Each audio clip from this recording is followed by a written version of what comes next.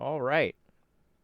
Sorry about the technical difficulties, but we are back and we are ready. And it is going to be me replacing Rylon for now. He was having those technical difficulties, but that's okay. I came in clutch. Let's go ahead and pop this out real quick. Show my video. Forgot to do that. Pop it out. There we go. We replaced Riley. Yeah.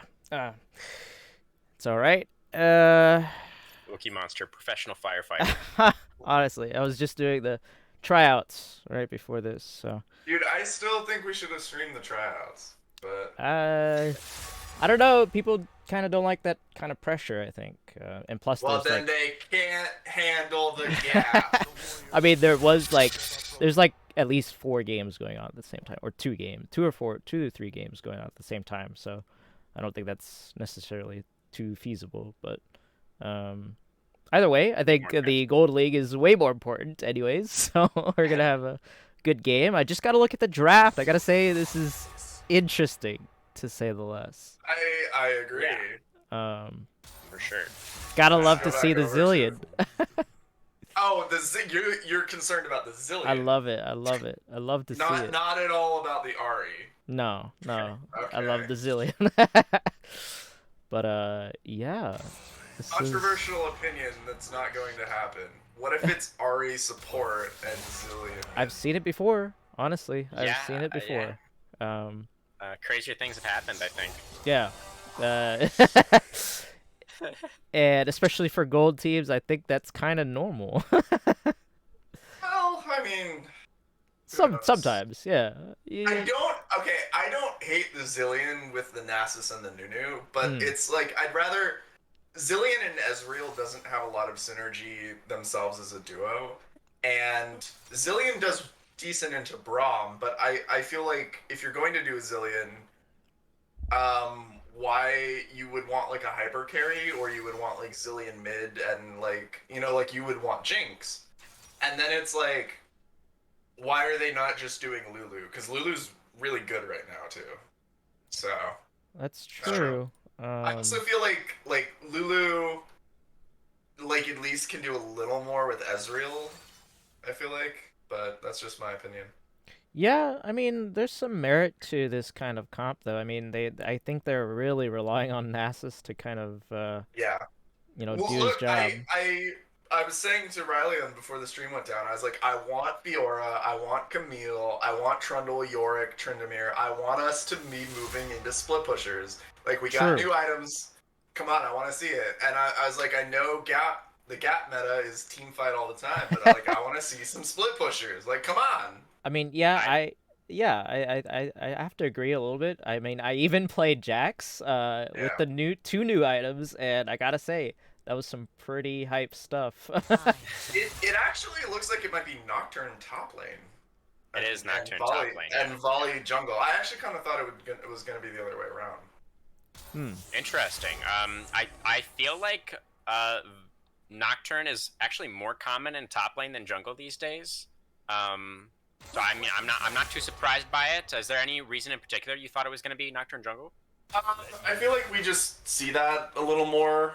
I also feel like it's a little easier for him to get that early pressure off that he needs.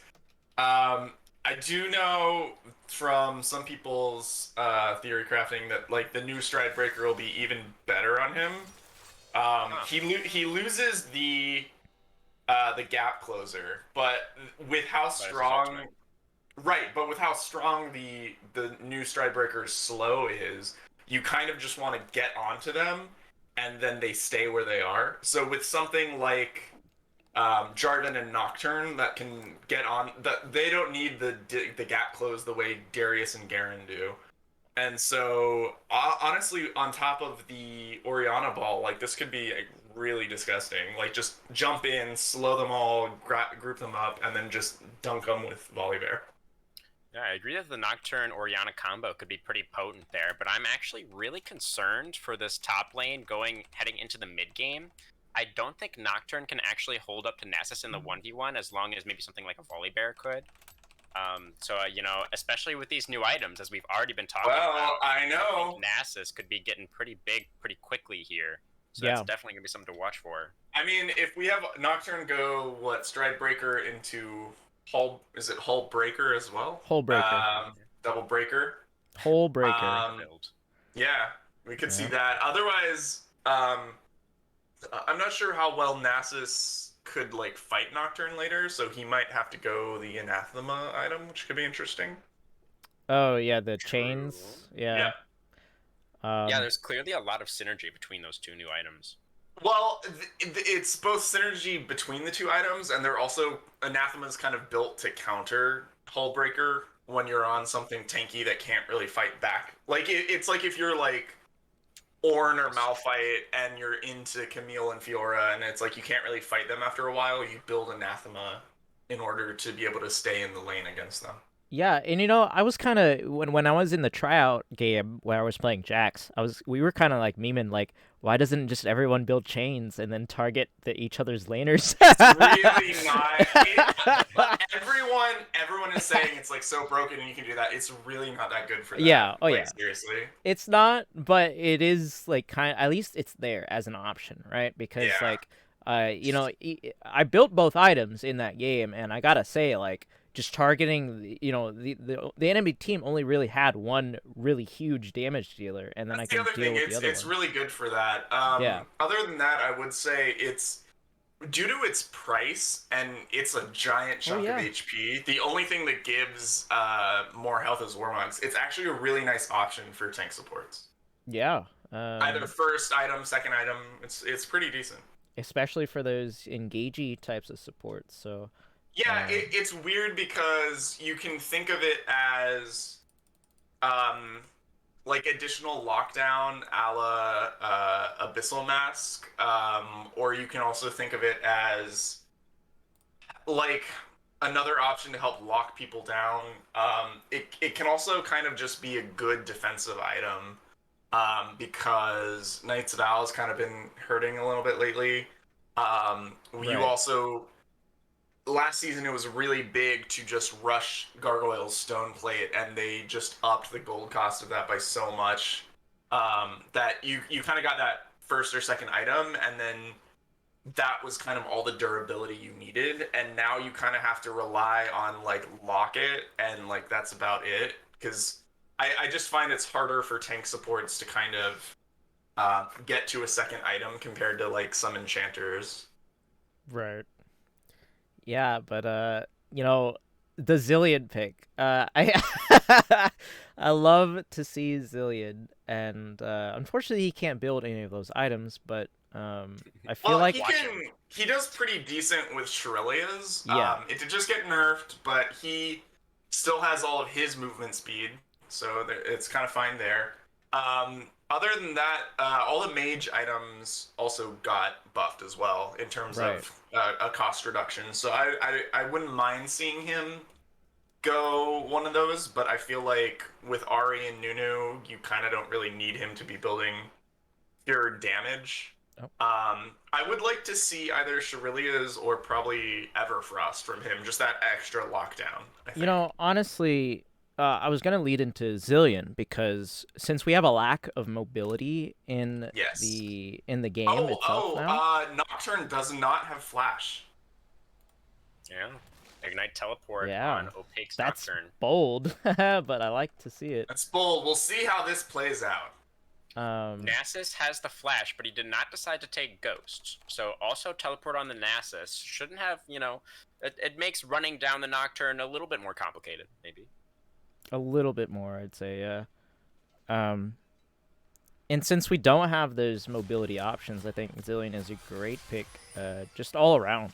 You know, he does scale, and you know, like you said, the mage items are cheaper now.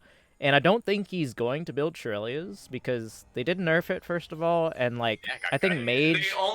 They only nerfed the active, the passive Which movement speed buff. It's still really good. It's still decent, and like that's the main thing you kind of want it for. I think it's a little bit redundant on Zillion at least, but it looks like true. But I feel like if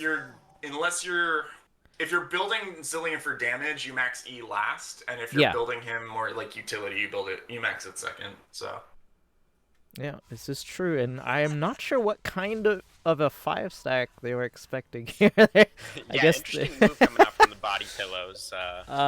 Trying to go for something cheeky on the Nocturne, maybe. Couldn't find him, though. Opaque is smarter than that, I think, though, as they all back off. It's I'm scuffed curious. He decided to start with Relic Shield rather than Frostfang as well. That's true. Yeah, generally the safer option for supports, right? You only go the damage item if you expect to be getting a lot of poke down in lane, Right. Whereas Relic Shield Which is, I mean, Zillion does not have an issue with that against Braum, so I'm surprised why he felt the need to do this. Yeah, he's laning with an Ezreal, though, and you have to consider Ezreal likes to play pretty far back, so maybe Yeah, just but felt like both of them can also just kind of play a poke lane and like never actually try to fight them, which usually is why you would want the extra health. Yeah, that's a good point. We'll see how the Relic Shield plays out for the Zillion down there. All right, and sorry about not having the pull out. I will put that up real quick, and I'll give about 5 minutes for that. Ooh, early gank. Jack Spectrum up in the top lane here. Just narrowly misses the biggest snowball ever onto the Nocturne. Yeah. Nocturne should be able to scoot away there with the Q movement speed. That's really disappointing, unfortunately. You prioritize going after him because of the no flash, and then doesn't lead into anything. Unfortunate miss on the snowball there. All right, that pull is up. So go ahead. Polly is going to get an early lead off of that over the Nunu because of that failed gank. Sure, he is. About 2 camps up right now. As yes, thank you, Wookie Monster. Our poll is live. Everybody in Twitch chat, go ahead and gamble your channel points away. Be our guest. So, Wookie, how do you feel about the RE pick? I think it's interesting. But I thought that Apricot does play Ari, so not a if you're comfortable on the champion, you can work around it. She just has not had like any damage for a few seasons at this rate. I feel like her whole shtick is kind of like pseudo mage, pseudo assassin. Just hasn't been working with how low her damage is. Ooh, Nunu going for another gank here. Charm nice lands. Flash into the charm. Yeah, now Swedish Pancakes flashing to try and stay alive, but the root from the Nunu comes through as well. Just a couple more hits to secure this kill. And Ari doesn't have the damage to get a kill. Yeah, gets under the tower with the potion there, and probably hated. Good timing for the counter gank there, able to claim one onto Apricot. Ash was expended by the Ari to try and set that play up, so didn't have it to try and get away there. So Ori was so low, and I'm thinking, like, imagine if she was a LeBlanc instead. Ori would be so dead right now. Yeah, not too much early game damage. Does have the RE. Yeah, sorry about that. I put up the prediction, and that should be live right now. Yeah. So go ahead. You see Braum getting some deep vision early in the bot side along with Nunu. Stealing away the blue buff. Yeah, I'm not sure what happened with Nunu, why Jack Spectrum was never able to get over there to his blue buff. It seemed like he pathed back towards his topside jungle after that mid lane gank, even though he didn't have his buff up over there. So, yeah, exactly right. The advantage for Volibear now is very, very significant. So we'll see if that continues to grow, or if Jack Spectrum can maybe find way back into this one. He hasn't backed yet, though, so he does have a lot of gold in his pocket. Definitely. And Volley got the first blood on top of that, so that's a huge advantage. Oh yeah, he's feeling pretty good. Jack Spectrum going for something else here. Lands a nice double knockup. Volley coming in a counter gank. Yeah, getting a lot of good damage now. Jack Spectrum trying to flash away, but it's too late. The Braum passive was too strong there. Couldn't get away. Nunu goes down. Now Diagon's trying to get away. Lots of trouble there, but a nice bomb combo from Rain Cloud to stop the push forward. Yeah, we had a TP come in from Orianna to respond and try and cut Ezreal off. Ezreal did blow both summoners, but that was a great stun by Zillion there.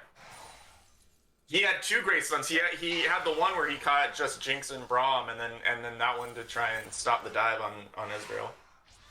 Really Nasus, good damage. yeah, Nasus might go down here. He still has the teleport though. Okay. So, but his wave is pushing away. So that is a little bit concerning for the Nasus for sure. It looks like Ahri is trying to roam up here, maybe even going for a little bit of a lane swap situation. No, Nasus is teleporting back. Not quite sure what Apricot is doing. They don't seem to have vision on Ahri, so they don't know where she is right now. I'm a little bit... Oh, okay, Nasus hit 6 before Nocturne did there, so he was able to turn the tables with the ultimate. Nicely done by Aki, recognizing that he was close to that power spike.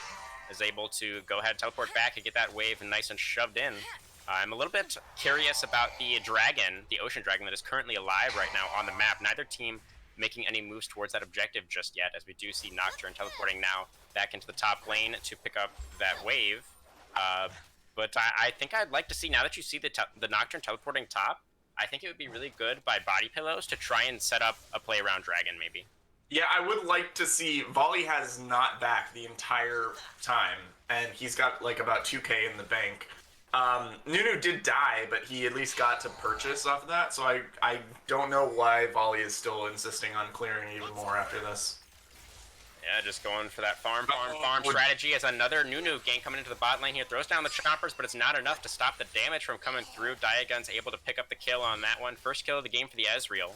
This should be a dragon for Body Pillows. Absolutely.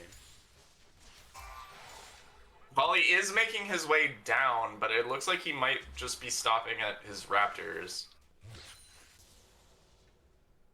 So Yeah, it's nice to see Nunu at least coming back from this massive deficit against the Volibear, but Volley doesn't seem to be trying to go for these big objectives, or at least doesn't seem to be prioritizing what lead he had and trying to push it farther.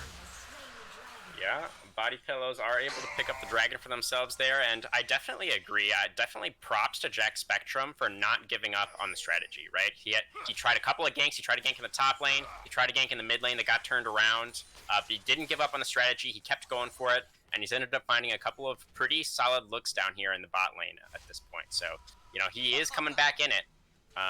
We'll see as the game continues to play out here. It's just about a 1,000 gold lead at the moment for Team Counter Target Spell. So pretty even so far in the first 10 minutes or so of play. Looks like we might be going for Rift Herald here by counter. Another bot lane gank. Nunu is in there again, but the Team Counter Target Spell bot lane able to escape that time. Phoenix jumping back to his AD carry to get away from Yeah, Jinx and Braum have just been pushed up a little too far. They could be freezing this wave much closer. This is about the 3rd gank or something by Nunu. Yeah, it definitely is. Herald was claimed by the Volibear, who has still not gone back. He is now invading the enemy jungle with no items. and Nunu has boots and Bombi Cinder at this point. I don't know why. He's got 2,700 gold. I guess he's just trying to full buy a mythic or something. Pretty sure he's got it. Wookie, I believe apparently people are saying yes. Okay. Let me change that real quick. Sorry about that. Volley might have to ult out here. He is caught by 3 people. Flash ult, can't get over the wall. Didn't have the distance on that one. And stacked by the Nasus. Yeah, see if you had boots or maybe some bonus health, you might live there. But also if you didn't fail the ultimate, that could. Well, that too. Yeah. Wookie Monster, you want to get in here? You got anything you want to talk about? You've been kind of quiet. I'm not really used to the 3 caster setup, to be totally honest. Yeah, we do see the full buy chem tank here by the Volibear. No boots or anything, just the full chem tank. Yeah, I have been doing some on the side things right now, but yeah, I can definitely talk about what we're seeing here. Yeah, the full buy. I respect the full buy turbo chem tank from Volibear. What do you feel about the item choice, though? I don't mind it. I don't mind the choice. I don't mind the choice at all. I mean, considering they have a damage dealer top side and they have the Orianna and the Jinx, like he's not really wanting to do anything else, but looks like we have a gank. Another bot lane gank here. Yeah, Nunu. Snowball does knock up the Bromp. They're pretty full health, the bot lane here still, and now Volibear is here for the counter gank once again. Team bot lane could be in trouble here. Zillion ultimate goes down onto the Nunu to just try and dissuade that kill from coming through. Nice. Another stun from the Zillion locks up the Volibear. Braum still has his ult out here. Gets hit by the Mystic Shot. Daigon's picks that one up. Braum, And that was a nice counter gank by Jack. yeah, Braum could have ulted there to try and save Volley, but he just didn't blow it. Nocturne's a little far up here. Nocturne, you're pushed a little bit far up in the lane. For someone who doesn't have flash. That's yeah, that's a death. That is a death for sure. Yeah, and it looks like a great start for Aki. 2 kills, both Aki and Daigon. So Yeah, I feel like counter target spell are doing very good in terms of their plan for the game. Like either their play that like Nocturne wants to play super aggro, get an early lead against Nasus. I'm gonna take Ignite for that. Volley had great pathing in the jungle against Nunu, and then they just kind of aren't following that through, or they aren't sure what to do after their plan. And you know, we have Volley sit on a ton of gold and not get anything with it. He's actually in now a deficit against Nunu. Yeah, so important. Nocturne has now. kind of thrown his lead away and given Nasus has 2 kills. It's kind of disappointing. Yeah, Volibear spent such a concerted effort in the early game there, like going for counter jungles, just trying to power clear. Or he might just in mid lane. dead here. Zillion made the roam, gets the stun down onto the Orianna, burns the flash, but I don't think you're ever getting out of that one, Swedish Pancakes. Ends up getting picked up by the Nunu there. We also... Herald, will she get the charge? No, it doesn't. That's exactly what I'm talking about. We see Volibear dropping Herald mid, but unfortunately the counter gank 3v1 on Ori, the Herald didn't get anything out of that. I mean, good looks from Raincloud. That was a clutch support roam to be in the mid lane right when he needed to be. And they should be able to claim the second dragon of the game for themselves now. Although Nocturne is in the area, has the ultimate, could try and go for a contest here. EV coming in I think by Nocturne. It's Aki in there with the teleport, and now Nocturne going with the darkness. Nunu on the front lines, getting extremely low, but has the Zillion ultimate to be revived. Opaque now deep into enemy back lines there. Daigon's forced to run away from the Nocturne, but Nocturne didn't have his team around him. Goes down to the Nunu and the Nasus there in the back line. Flash charm to Jinx. Lots of damage coming through here. Braum put the shield up, but he was still behind the Jinx, unfortunately, so didn't get a whole lot done with that one. Now it's 3v5 on the map. We're in favor of the red team, but they have extremely low health bars here. Scuttle Crab maybe the target for now. Winter's Bite connects. I think team counter target spell should just be pushed back here. I don't think you can realistically contest this dragon anymore. Volley manages to get the crab for the extra vision. He does indeed.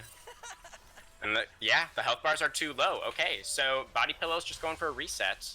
Going for the safer option. See if they just decide to head right back down to Bottom River, or what these teams decide to go for here.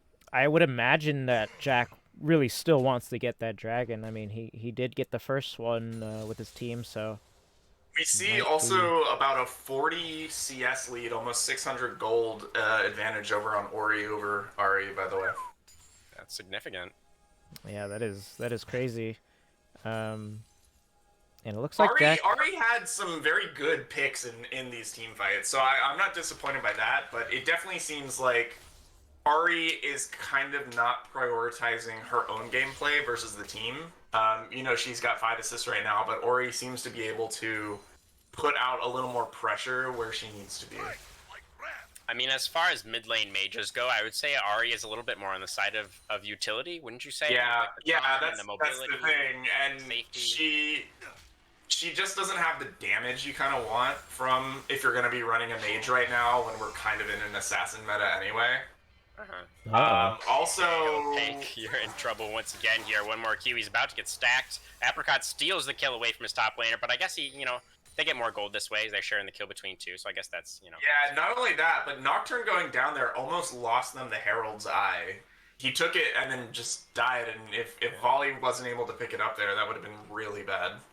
He was barely able to get it. A little bit of a misplay there. I feel like to not guard the Eye of the Herald. Why would you not prevent? Yeah, I feel like there's some sort of miscommunication here on both sides of just.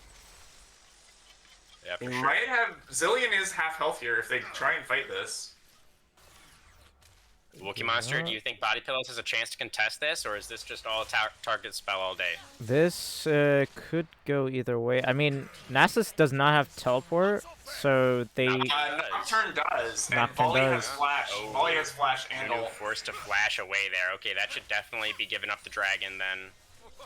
Yeah, I don't half HP, use the flash. see a way they take this away from them unless they get a good cheeky double Zillion bomb onto... You have Ezreal ult as an option to possibly steal this, just in case. They're positioning like they want to go for the fight here. True Shot Barrage was just a little bit too late. Smite secure from probably Hated. Is able to tie up that dragon count 1-1. I do like the Nocturne ulti there, trying to scare them away just in case they aren't sure if he TP'd in or not. Yeah. Yeah, it was a good look. And they do end up getting the dragon, so definitely worked out for them. And ironically, now we're in the opposite of what I thought was going to happen top lane, and Nasus has a giant lead over Nocturne and can probably just split push to his heart's content right now. Yeah, Nasus is getting huge right now. He's got the Sunderer. He does. To be honest, with how slippery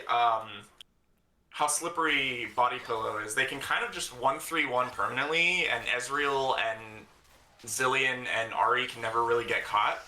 So if you just keep Nasus, get him to that Hull Breaker coming up, get him to other split pushing items, and just knock down those towers, I feel like they can't really respond to this anymore with Nocturne being so far behind.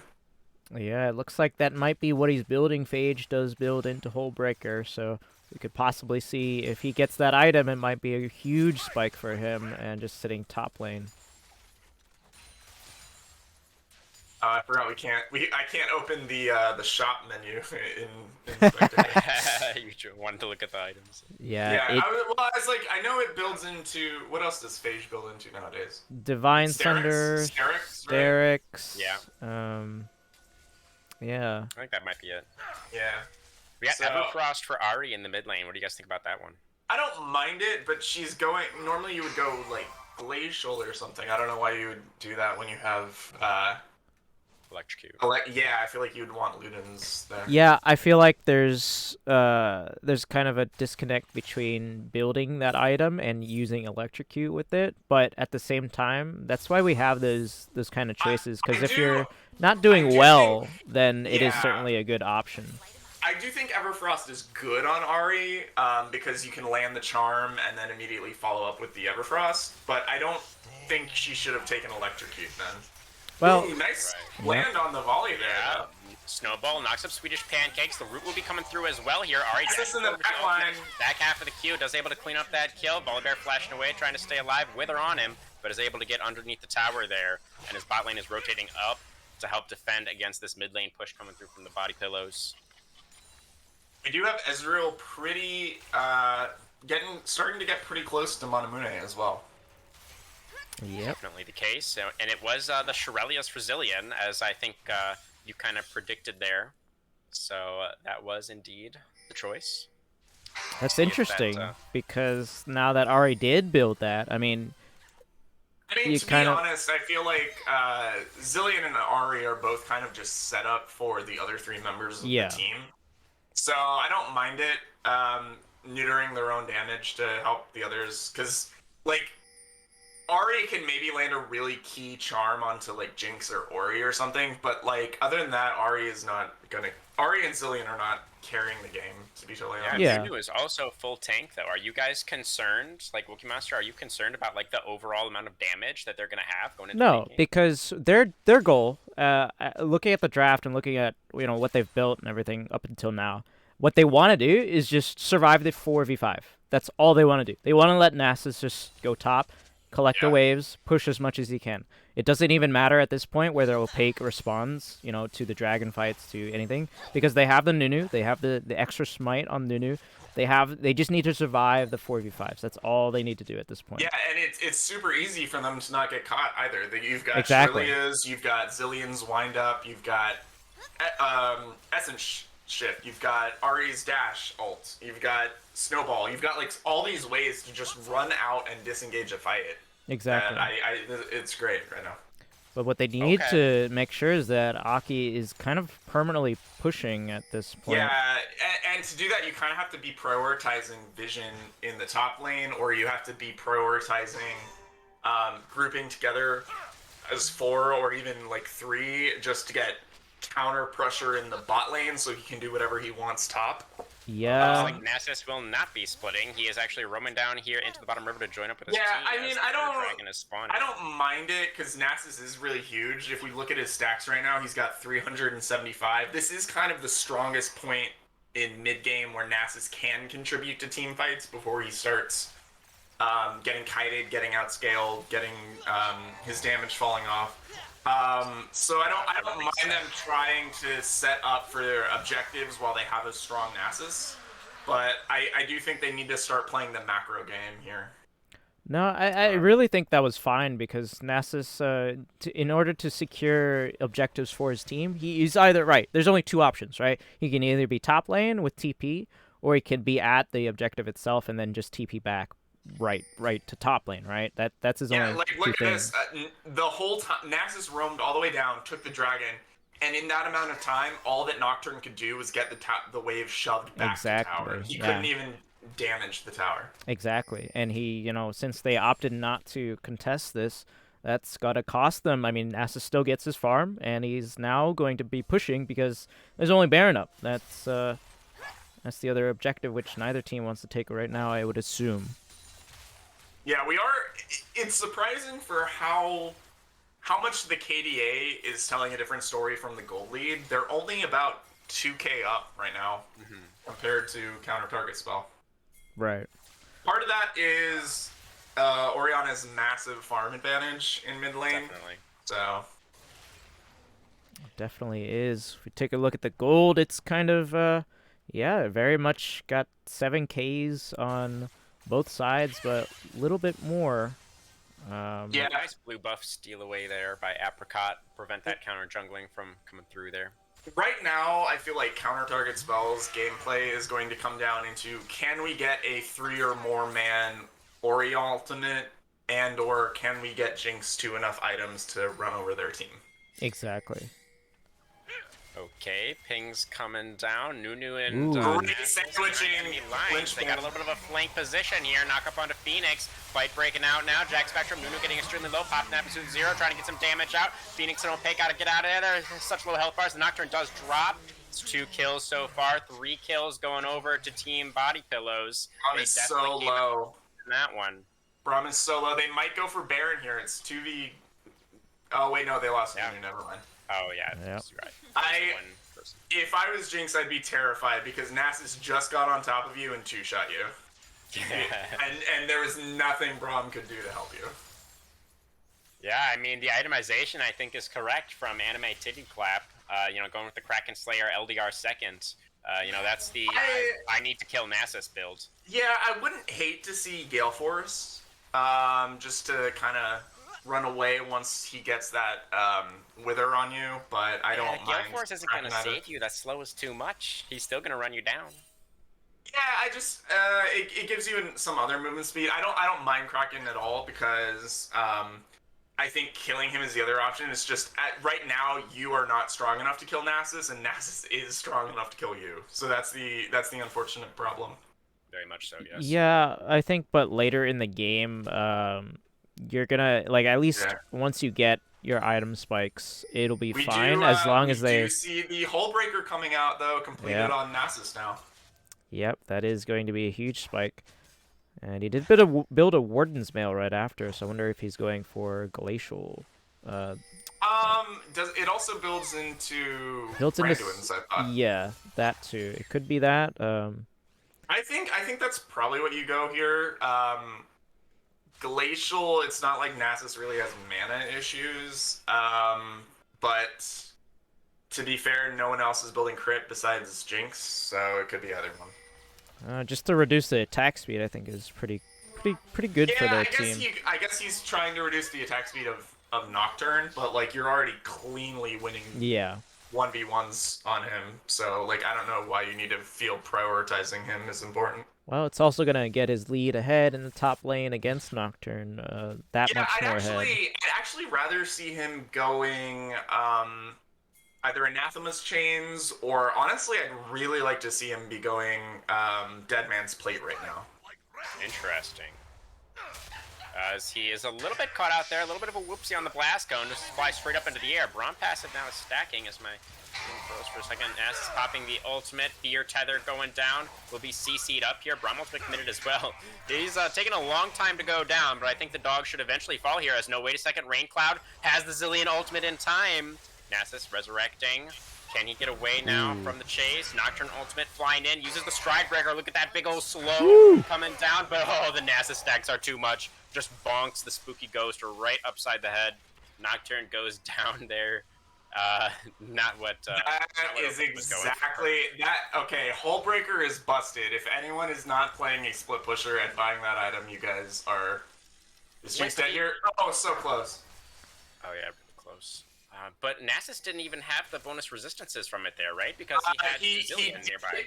He did until Zilean showed up. Like the first moment where Nocturne caught him, he had the bonus resist. You can see. Do you see that little green thing right next to him? That's the bonus resistances. Oh, okay. On top of that, I would be terrified if I was counter target spell because we just 5v1'd. And didn't kill him. and we didn't kill him once Zilean showed up. So how do you do anything right now? Yep, I think split pushing Nasus is the name of the game here. It is Frozen Heart apparently that he picked up. Frozen Heart, yeah, that's what I meant. I did. We also see Ahri stopping off for an Oblivion Orb, but it looks like she's going into not Cosmic Drive. What's the other one? Horizon Focus. Oh. We see Nunu stopping for a Thornmail and going into Spirit Visage. Ezreal's finished Manamune and is going for probably Cyrilda's, I believe. Jinx has finished LDR. Ori has finished a Banshees. I guess she's kind of afraid of getting picked by Ahri, but I don't think that's that great otherwise. Otherwise, counter target spell is definitely behind on item completions right now. Oh, for sure. Makes sense with the gold differential. It has grown fairly significantly here. We're looking at about 5,000 now in favor of body pillows. Yeah, and 3 dragons to 1. They were able to secure that second Infernal Dragon for themselves just a minute ago as well. So in a very good spot. I think Zilean might be going for a Staff of Flowing Water here. No one really uses Ardent Censer that well on his team, so... Yeah, that's probably the case. Ooh, a good kind of pick there onto the Ezreal, but Braum can't seem to land the Q there. Alright, so go ahead. I think they really need to do something about this Nasus. Like... Oh, they want to know how many stacks Nasus has right now. Oh, stack count. Yeah, I got it. You got it? All right. Yeah. Nasus is currently at 530 stacks. Wow. Whoa. Okay, guys. Yeah, so, I mean, the 4-man squad is now just starting up Baron. See what team counter targets wants to go. Oh my god, that damage. Braum was able to block the True Shot Barrage with the shield there. That was critical. Nasus now is teleported into the play, giving up the split push, just wants to help his team secure the Baron Nashor here, it appears. Jinx had to flash and heal. Both summoners. She's having to back. Oh, she is not backing now that they know for sure that they're on Baron. They want to contest this. Team counter target spell now starting to file into the river. Baron extremely low though, down to about 3,000 HP, and they're against a Nunu. Nunu should be able to secure this from like 1,500. Yeah, they do have Jinx ultimate. Okay, Bear's in the pit. It is secured by the Nunu, but Apricot getting extremely low. Now Jack Spectrum in the middle of a bunch of members here. Can he stay alive? Zilean is still around trying to speed up his teammates, just trying to be a distraction off on the side there, but does end up getting zapped by Anime Titty Clap. So Team Body Pillow is able to secure the Baron, They lost a couple of members for it. They got a couple members back. I think this is an okay trade here. You have Baron on Nasus and you have Baron on Ezreal, the two probably more important people who are not going to be in the same lane together. I don't mind this. And you did manage to take down Nocturne and Volley, so that's pretty decent. I think that was a little bit of a misplay from Aki. He should not have teleported so early into that fight. He needed more pressure. I think they saw that they got a really good pick on Jinx, and then they assumed that she backed, but she kind of evaded the vision and stayed around a bit too long. Yeah. It worked out for counter target spell though. Do we see any more items getting picked up right now? And yeah, this is looking grim for Ezreal. Yep, and we see Staff of Flowing Water for Zillion. We see Morello picked up for Ari. We see the completed Spirit Visage, and we see another Warden's Mail on Nasus. So probably going after that Randu and Zoman. All right, Wookie Monster. So talk to me here. Nasus basically unkillable in the side lane. The 4-man squad here from Team Body Pillow is extremely superb at kiting away. As yes, thank you Apricot for that perfect display of what I'm talking about with the Everfrost there. So Wookie Monster, what the hell are you gonna do with your team counter target spell? Is there any hope as Infernal Dragon is spawning? I think it's a little too late to deal with the Nasus at this point. They have to contest this Infernal Soul, otherwise Nasus just runs rampant, and he is doing that anyways. It's either you give up the Dragon Soul or you slay Nasus. Or you give up your Nexus. Yeah, right now. exactly. Nasus is split pushing for free right now. Already taking down an inhibitor. They have to send like 4 to deal with Nasus. They too. do. They Yeah, cannot Nocturne just can't send do anything by opaque. himself. Yeah, they He's just can't. gonna get 2-shot under tower here. Oh Oh, no. you mean like this? Yeah, like that. Oh no. Oh, he's dead. Yeah. Yep. Okay. It's all falling apart. Yeah, I think it's a little bit too late for Rylionns Body Pillows, unfortunately, to contest it. There's nothing more. Like, Oh, tragic. Yeah, it's over. they needed to send 5 men after Aki, like, earlier in the game if they wanted any chance, but that is how game 1 will go. Team Body Pillows. Yep. They had the better record coming in today. They were at 500, I believe, at 2-2.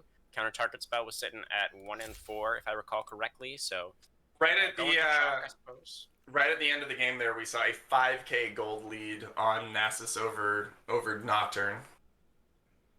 Yeah, Nasus wasn't even the one that did the most damage. And not only that, they only had like a 9K gold lead over each team, so Nasus was at least half of their whole gold advantage. That's crazy. So if you guys want freeload, just pick any split pusher at all. Is basically what we are telling you. For the next 2 weeks until these until get nerfed. Or even until the next 3 days when they hotfix it. Like either one. Either one. True. Yeah, they definitely need to start drafting around the split pushing strategies here, as the 2 new items are just, it's really good for those split pushers. So let's see if in game 2 they might draft up some ideas and maybe even some bans coming out. I'd like to see either someone who can split push just as hard instead of the Nocturne.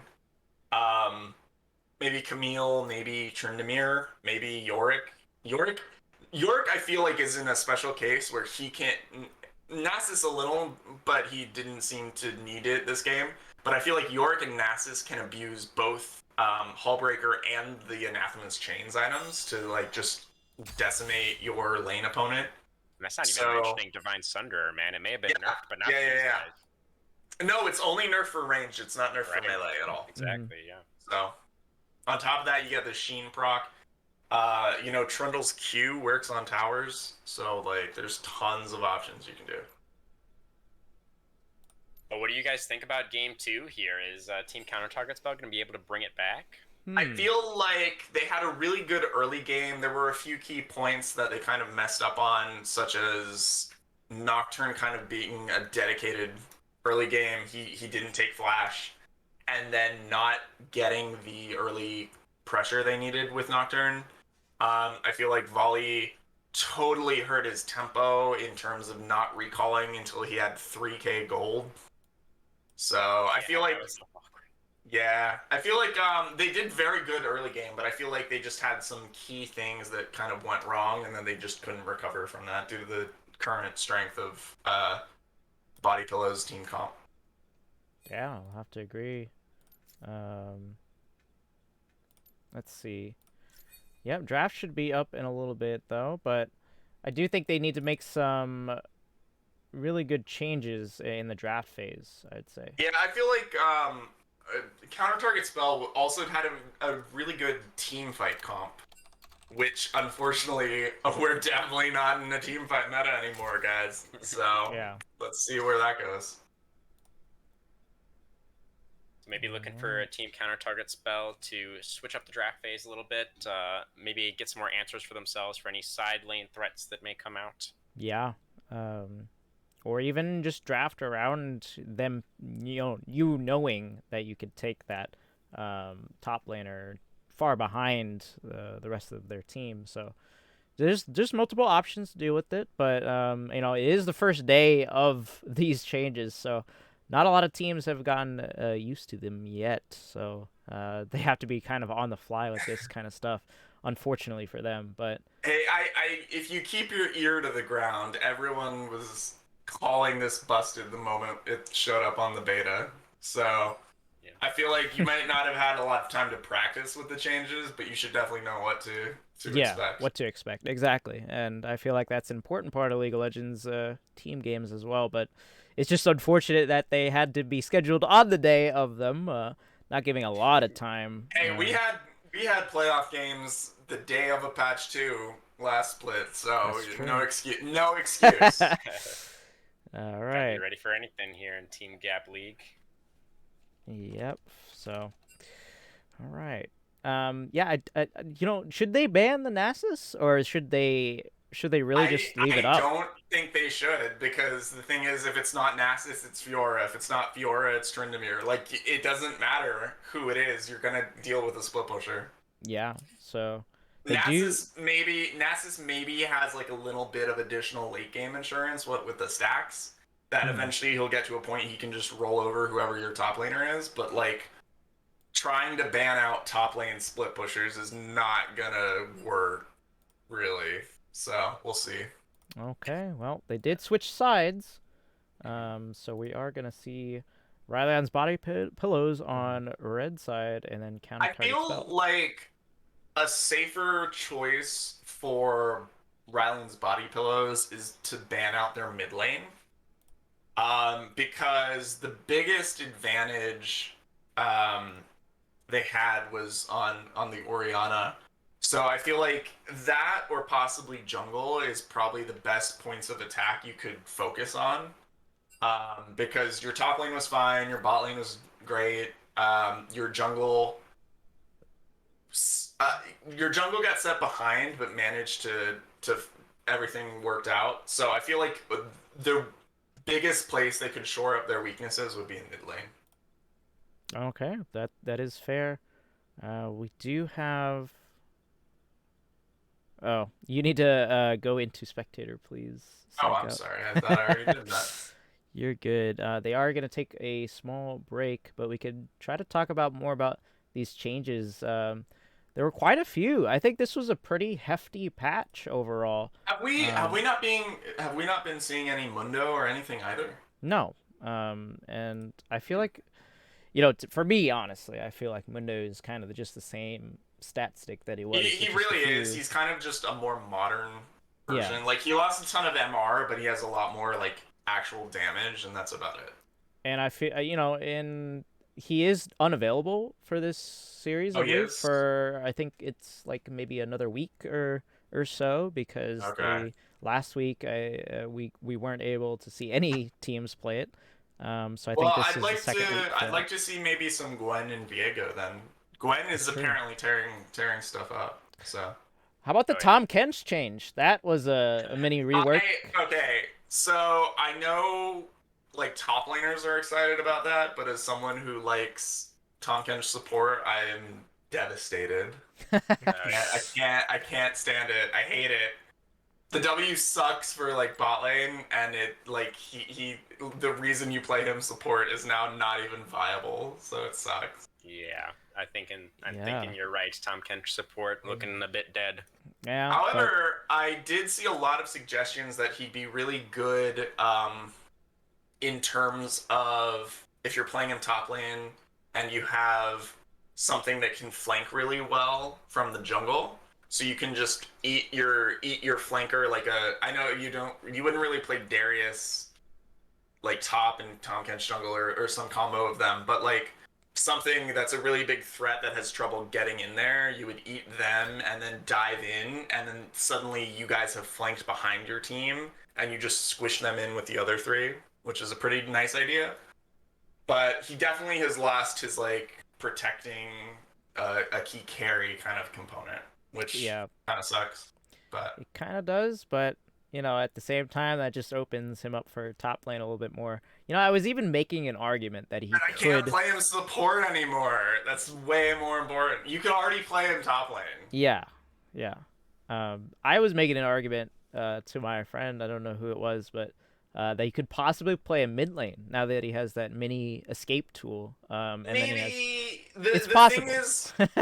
is the same reason he's not going to be that good in support anymore. It like if you think of him less as like old version Tom Kench, and you think of him as like an engaging support like Rel or Leo or whoever, um, the W is really delayed. It's like a 1.5, 1.75 second delay before you even jump in there.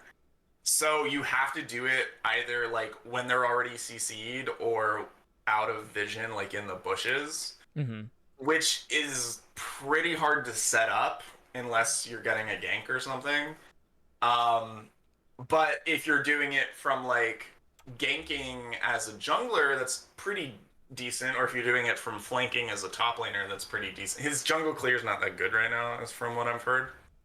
Um, Yeah, I guess so so. if you think of him more as like Nautilus Rel and less like Tarek and Braum now, you could still kind of use him as a support, but it's like not that great. He does seem to probably be like a permanent top laner now though. Yeah, that's true. And we are into game 2 draft. Counter target spell did win, and I just sent out the prediction points for you guys. So enjoy those nice points as we get into the draft. Kind of pretty interesting draft here so far. Is this This is current? pretty similar to the last game's draft. I know you were a little late in seeing that. Yeah. The only difference is I believe we have. I don't remember who Rylionns Body Pillow's other ban was because I know Nocturne got through, obviously, but other than that. So is this current setup with the team names correct? With Rylionns body pillows on the red side? I think Oh. I think I had the teams backwards last game, maybe. Either Well, that or they're backwards now. yeah, you didn't set up the draft last game, did you? I did not know. Yeah, no, then this is weird because Rylionns should be on blue side. Uh, I thought. Yeah, I like seeing the Samira though. I think that's pretty interesting. Counter target spell picking away the Ezreal, kind of acknowledging them how strong they are. Samira Leo is going to be really strong here. I'd maybe like to see Rel instead, just for the knockup synergy, but I definitely think I don't mind it. Rel probably has a little harder time getting to Ezreal than Leo does. I'd like to see. Ooh, a Zillion again. Okay, this is weird then because that seems like they might be swapped backwards. Yeah, I mean, so it's the blue team is picking what the red team had last game. Yeah, I think the names might be backwards. Wait, let me ask It him seems again. like Rylion's body pillows because in the client in the client they swapped sides, right?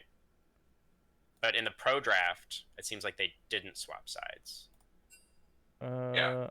Let's find out. Zach, I like the Zach idea here. Probably instead of the new Zach has a little easier time engaging from afar. A little extra mobility there. Oh. Okay, yeah. They are, yeah. Okay, so Rylion's body pillows is the The names are swapped in the draft, but the picks are correct. Okay. So Rylionns Body Pillows is actually the Ezreal comp, and Counter Target Spell is the Samira comp. Right. Okay. Yep. Makes sense.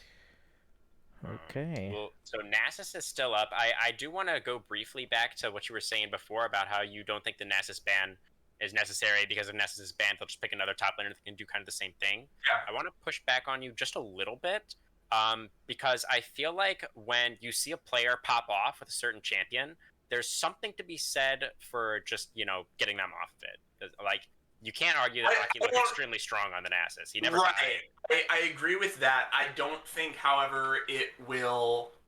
Like already we can see right now they have Ezreal Zillion. They're going to do the same game plan. If you ban out Nasus, yes, Nasus got really far ahead. Yes, Nasus kind of stomped you guys. But, if Fiora does the same thing, banning out Nasus solves your Nasus problem. It doesn't solve that you guys lost to a split pusher problem.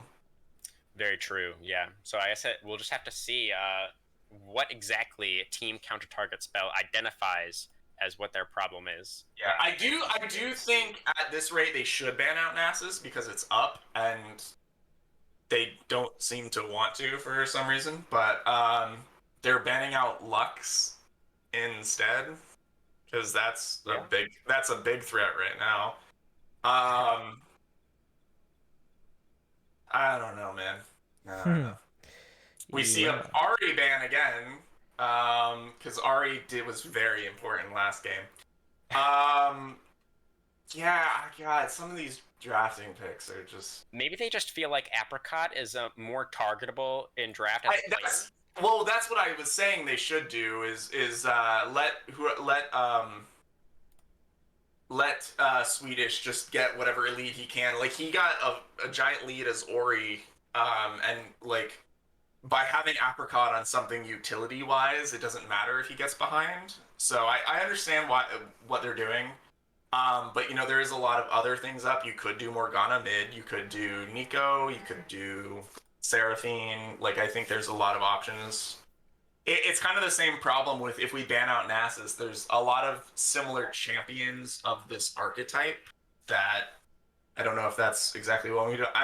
The Pantheon is interesting. I wonder where that's going. Huh. Wookie Monster, what do you think? Where's it going? That's probably going top side. See, my first thought is it's the mid lane, and then I don't know if I think Swedish does play Pantheon. I don't remember Swedish ever playing Pantheon, but hey, I could be totally wrong. The thing is judging by last game, we know Volley is jungle, correct? Like, they could flex it, but I think Volley is jungle. I don't think they would run Pantheon top lane. Ooh, and there's the Seraphine. I kind of called that. You kind of did. Another utility mid laner this game for Apricot. The Seraphine will likely be going mid lane as Real Zillion is what they played on the bottom side last time around. And expecting their top laner to be the last lock-in here for Team Body Pillows. Cho'Gath, I don't know about that. Why not? What's your problem with Cho'Gath? I don't think Cho'Gath is a problem. I think they've kind of drafted similarly to last game where you have a more utility mid, you have the same bot lane, you have a tank jungle. You guys have kind of devolved into you don't have a threat in top lane now. So that's what I'm a little worried about. You don't think Cho'Gath's a threat in top lane? Not with a Silas. I mean, like, you guys have kind of... I feel like Seraphine is, like... You guys have two threats. You have Ezreal and Seraphine, and I feel like Seraphine is a little bit too low of a damage threat when you just have two giant tanks and you have a utility Zillion. Maybe Zillion will go full damage this game. Maybe. I actually don't think I would mind seeing Zillion go mid instead and go Seraphine support. That is also happen, yeah, it is also a possibility here. Seraphine can kind of play a little bit safer against Leo as well compared to Zillion. One thing that I think is a little bit important to note here is that Team Counter Target Spell has drafted themselves a 4 melee plus Samira composition here. So that's just forward, forward, forward, always go forward. Yeah. If you're trying to go backwards, you probably already lost the game. And Team Body Pillows, again, they've got Ezreal, Zillion, Seraphine, even Cho'Gath with the Rupture and the Silence. Like, these are all champions that are extremely good at peeling and kiting backwards. Yeah, if you guys can get to a far enough late game where you guys are super tanky, you guys have tons of heals and shields from Zillion and Seraphine, I definitely am worried for counter target spell. But I feel like Silas has so many good ultimates to steal this game. Pantheon utterly can stomp almost anybody early game with how much damage he does compared to who is on Rylionns Body Pillows. Leo and Samira are a force to be reckoned with as well. So this definitely seems a lot more early game favored for counter target spell. It just depends on if they can get that early game off the ground. Yeah, I definitely think this is a late game versus an early game comp here. It's very two sides of the spectrum here, so we'll see who gets the late game ahead and who gets the early game ahead. But Wookie Monster, how would you compare Team Rylionns Body Pillows scaling this game compared to what they had last game? Let me take a look at what they had last game, actually. It was a very similar composition. The only differences were the Ahri in mid, the Nasus in top, and I guess they had a Nunu in the jungle. It's very similar to Zac in my mind in terms of scaling. Yeah, it's pretty similar. Obviously they have the same bot lane, if I'm not mistaken here. Yes. We assume, unless it's Zillion mid. Unless it's Zillion mid, we'll find that out real soon here. But yeah, it's not too different, I'd say. Pretty comparable, you'd say. I think Apricot has shown that she is a little bit more comfortable with the support mids like Seraphine. So I think that might be a better choice than the Ahri. But yeah, I think their team is a little bit more dicey this time around. Why is it dicey? Is it dicey or is it spicy? Dicey and spicy. It's both. It's both. Because I like their team fight, and they're not putting so much pressure on the Nasus this time as they did last I game. just worry that they're very low damage compared to Leona, Samira, Silas, and Pantheon. Until they get to a point where their superior durability and kiting is going to win out, I'm very worried for early game skirmishes. Yeah, early game, they definitely suffer a little bit from the early game. Like I was saying, like their late game is really their shining point. Because you have Cho'Gath, you have Ezreal, you have these really heavy hitter scaling champions. But we have just seen from the previous game that they can really get to that point. So we'll see if they can do it again. I mean, you're allowing Diagons to get Ezreal once again, and he is the Ezreal one trick of this league as far as I'm aware. So yeah, I definitely think they need to respect that a little bit more. But maybe anime is gonna clap on Samira, so we will have yet to see that. Yeah, and I do agree that they do have the early game. If they can really push for the early game, I mean, we now see Swedish on Pantheon, so it is Pantheon mid, and I don't remember the last time like I've seen him play Pantheon, but I feel like he has played it maybe once, but maybe that is a pick that he has practiced and knows what he's doing. I mean, he certainly does have a lot of pressure against Seraphine, who doesn't do too much damage, as we've discussed, but is likely going for that Moonstone build, probably. But yeah, I definitely think if they have to push this game, they can take it away. I think there's a bit of a debate to be had, right, between like what's in general a stronger way to play the game. I think you guys would probably agree with me that the composition on the side of Team Counter Target Spell has more agency. They have a lot of ways to go in and engage and choose fights and that sort of thing.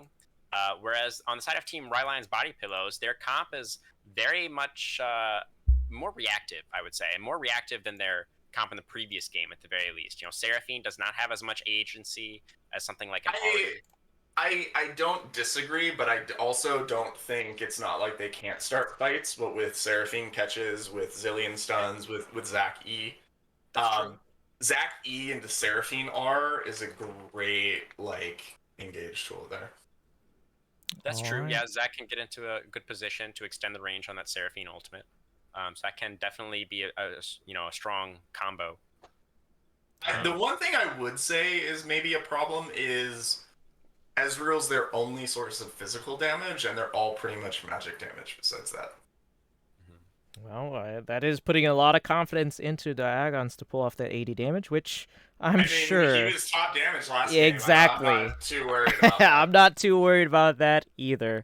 But we do have channel points predictions going up, so make sure to put in your channel points to see who the winner of the second game is. Is Counter Target Spell going to take away a 2-0 tonight?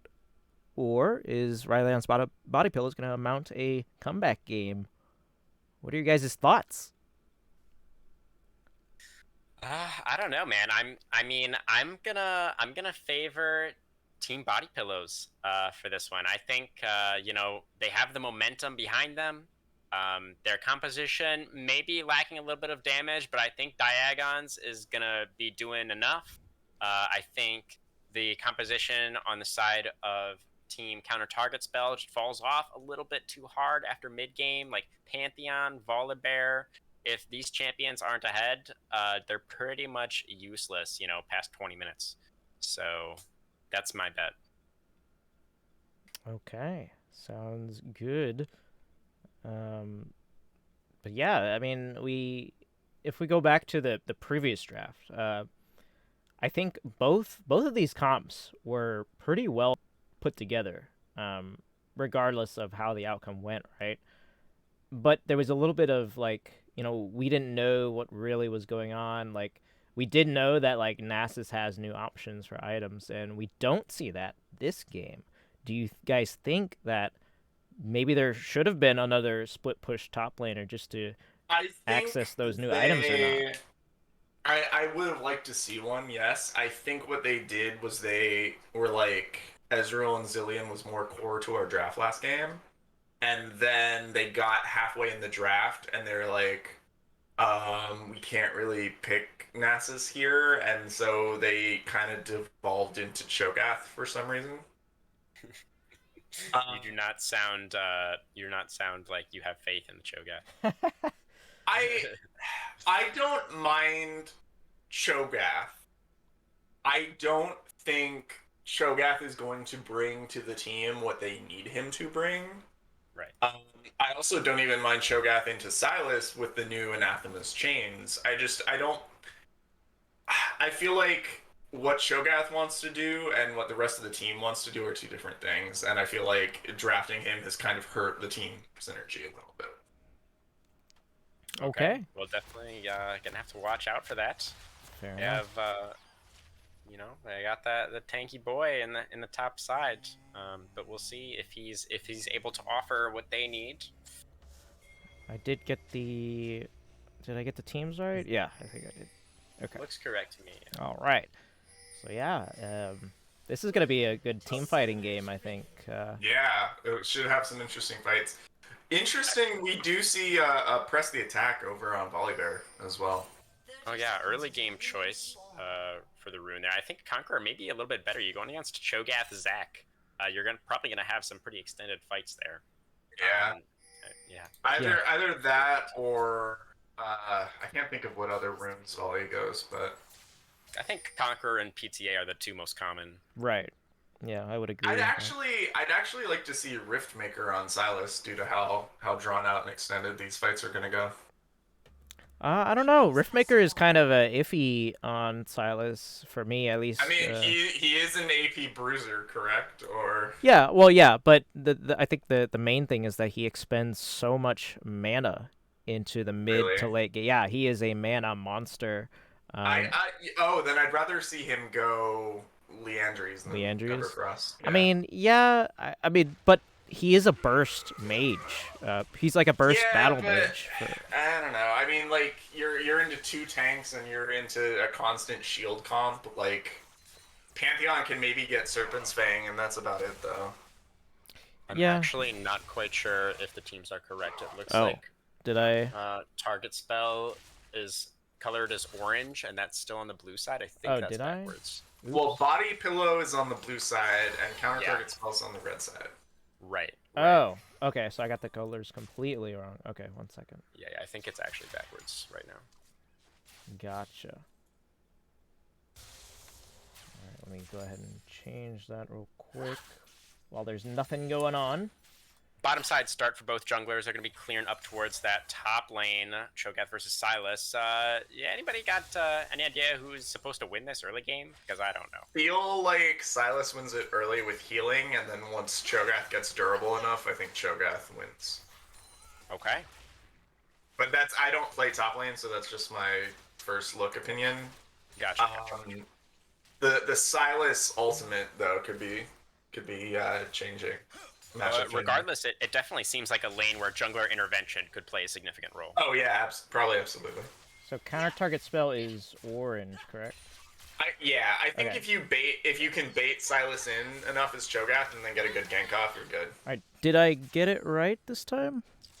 It looks good now, yes. Okay. However, the stream is currently just showing a black screen. No, it'll It's coming reappear. through for me. Yeah. It will reappear.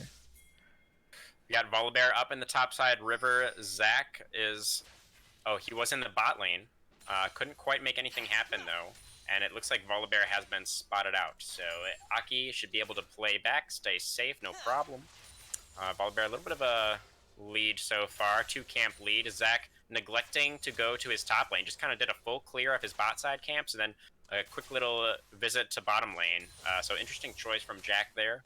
Kind of going with the same strategy as last game, just trying to get as many early ganks off as possible. And look at probably Hated also going for the same strategy as last game, going for that counter jungling angle as we have a fight in the top lane. Aki getting pretty low. Wave coming in. I don't think that's tower dive range. Volibear's in the area, so maybe could have looked for it, but they will decide against. And Cho'Gath should be able to comfortably pick up all those minions. Yeah, I do need to change the score. Let me do that real quick while there's nothing really happening. It's just so Do you think we'll go for either team will look at the dragon a little bit earlier this game? I think they waited until 7 or 8 minutes last game in game number 1. I think counter target spell needs to, because if they can't, the longer the game goes out, the worse it looks for them. Yeah, I mean, they absolutely should have mid and bot prio in the early game, like no question. And if they don't, it's not looking good. I agree. Yeah. Yeah, I feel like Volibear has the upper hand right now. Just as a jungler's perspective. Wow, Swedish taking a lot of damage. Yeah, oh my just trying gosh. to trade aggressively Woo! to get the wave in. He does manage to clear out the enemy minions, but like you said, loses almost all of his health in doing so. Well, So as we'll long have as he didn't die. yeah. I Yeah, guess it was close, though. he was close. It was very close. It was definitely close. Who said Seraphine doesn't have damage? Right, yeah, exactly. But yeah, Jack and probably Hated are on the bottom side of the map. So we might see like a gank in response to that gank in the bottom side here very soon. Yeah. Volibear once again opening up a little bit of a CS advantage. He is sitting at about 3-4 camps ahead right now. Yeah, it's pretty big at this point in the game. He's a level up right now as well. Yeah. Yeah, definitely.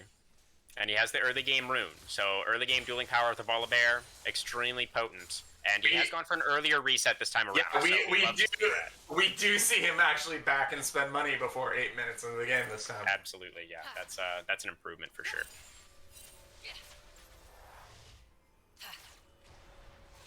He's making his way right back down here towards the dragon. The bottom side river is the destination for the bear.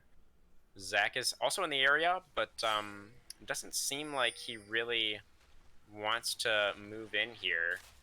Does spot out Phoenix hopping over the wall with the blast cone. Knows that this dragon is probably getting started up, but he doesn't have his mid laner or his bot lane in the area just yet. They are roaming over. See if we get a fight here.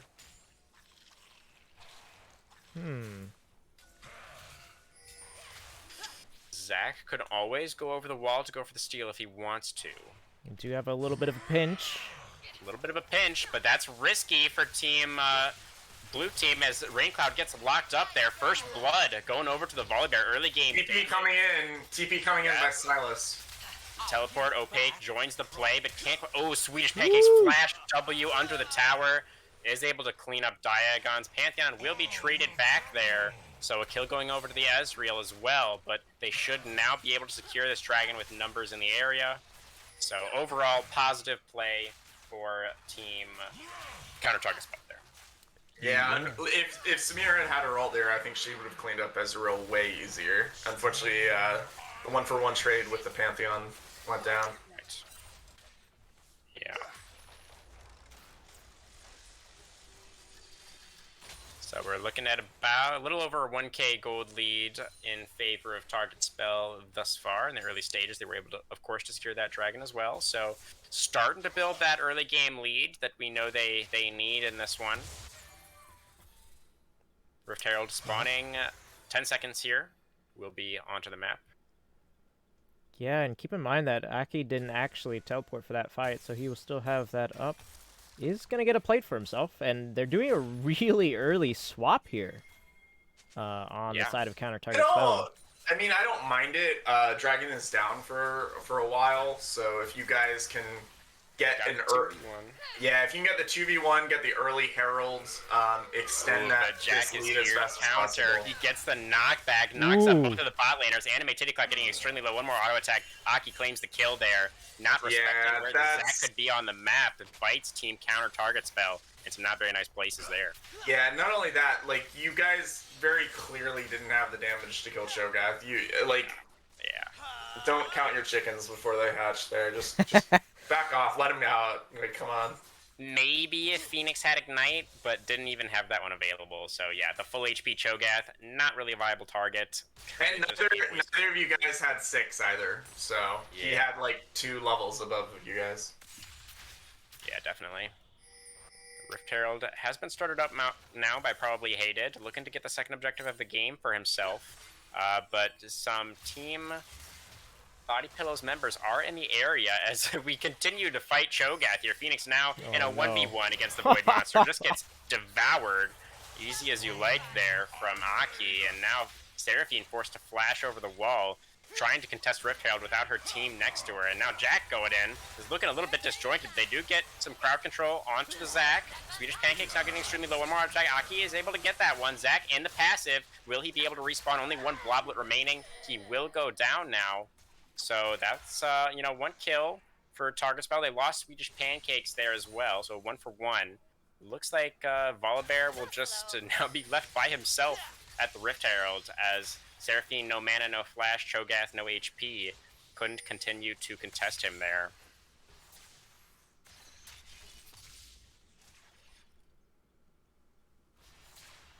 So what do you guys think now? We're 10 minutes in. The gold lead is no longer in favor of Team Body Pillows, but they have been able to secure a couple of early objectives for themselves. How do you think they're looking at this point? As they're fine. Yeah, we might be a Pantheon ulting in though. Ooh, a teleport in from Seraphine actually. She is now behind enemy lines. A little bit cut off from her team here. Gets stunned up by the Pantheon. A little bit more damage. Zillion ult is on her head. She will be respawning here. True Shot Barrage over the top. Good damage onto Pantheon. Now flash forward from Jack Spectrum. See if he can get any more crowd control down. When does he have the E up? Not yet. Silas had the stolen Zillion ult as well. So no kills coming through there. Several summoner spells were used, but no bloodshed took place. And sorry, Outbreak, for cutting you off. I think you had something for us.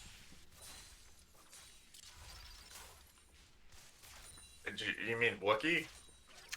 Or I don't know. Sorry. I don't remember what was going on. Sorry, I was. Yeah, I feel like right now the game's kind of just going the way we kind of expected it to. Cho'Gath's got a really nice lead over Silas right now, though. He's got actually about 1,600 gold. He is sitting fine, and I don't even think Opaque can really match him quite well. He doesn't even have an item built compared to the Cho'Gath.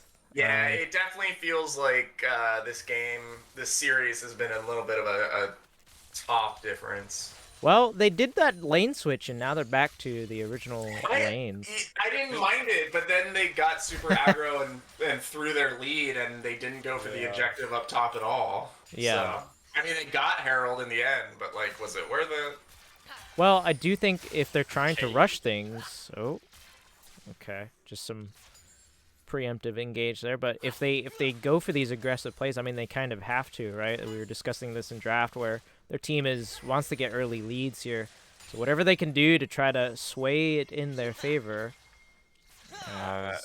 Probably hated is back in the area, but Rylionns is such an annoying lane to gank, dude. And Zach is also here for the counter. Yeah, this is might be dangerous. Pantheon is lingering. Does not have ult up yet. Okay, yeah, so waiting on that Pantheon ultimate. Probably hated spending a whole lot of time down here. He is just looking and looking and looking. Solar Eclipse goes down. Zenith Blade coming through. Shield of Daybreak onto Zilean. Had the ultimate, cast it on himself. Nice knock up from the Zac. A lot of damage coming down on Volibear. Forced to ult back out to safety. Animate Titty Clap.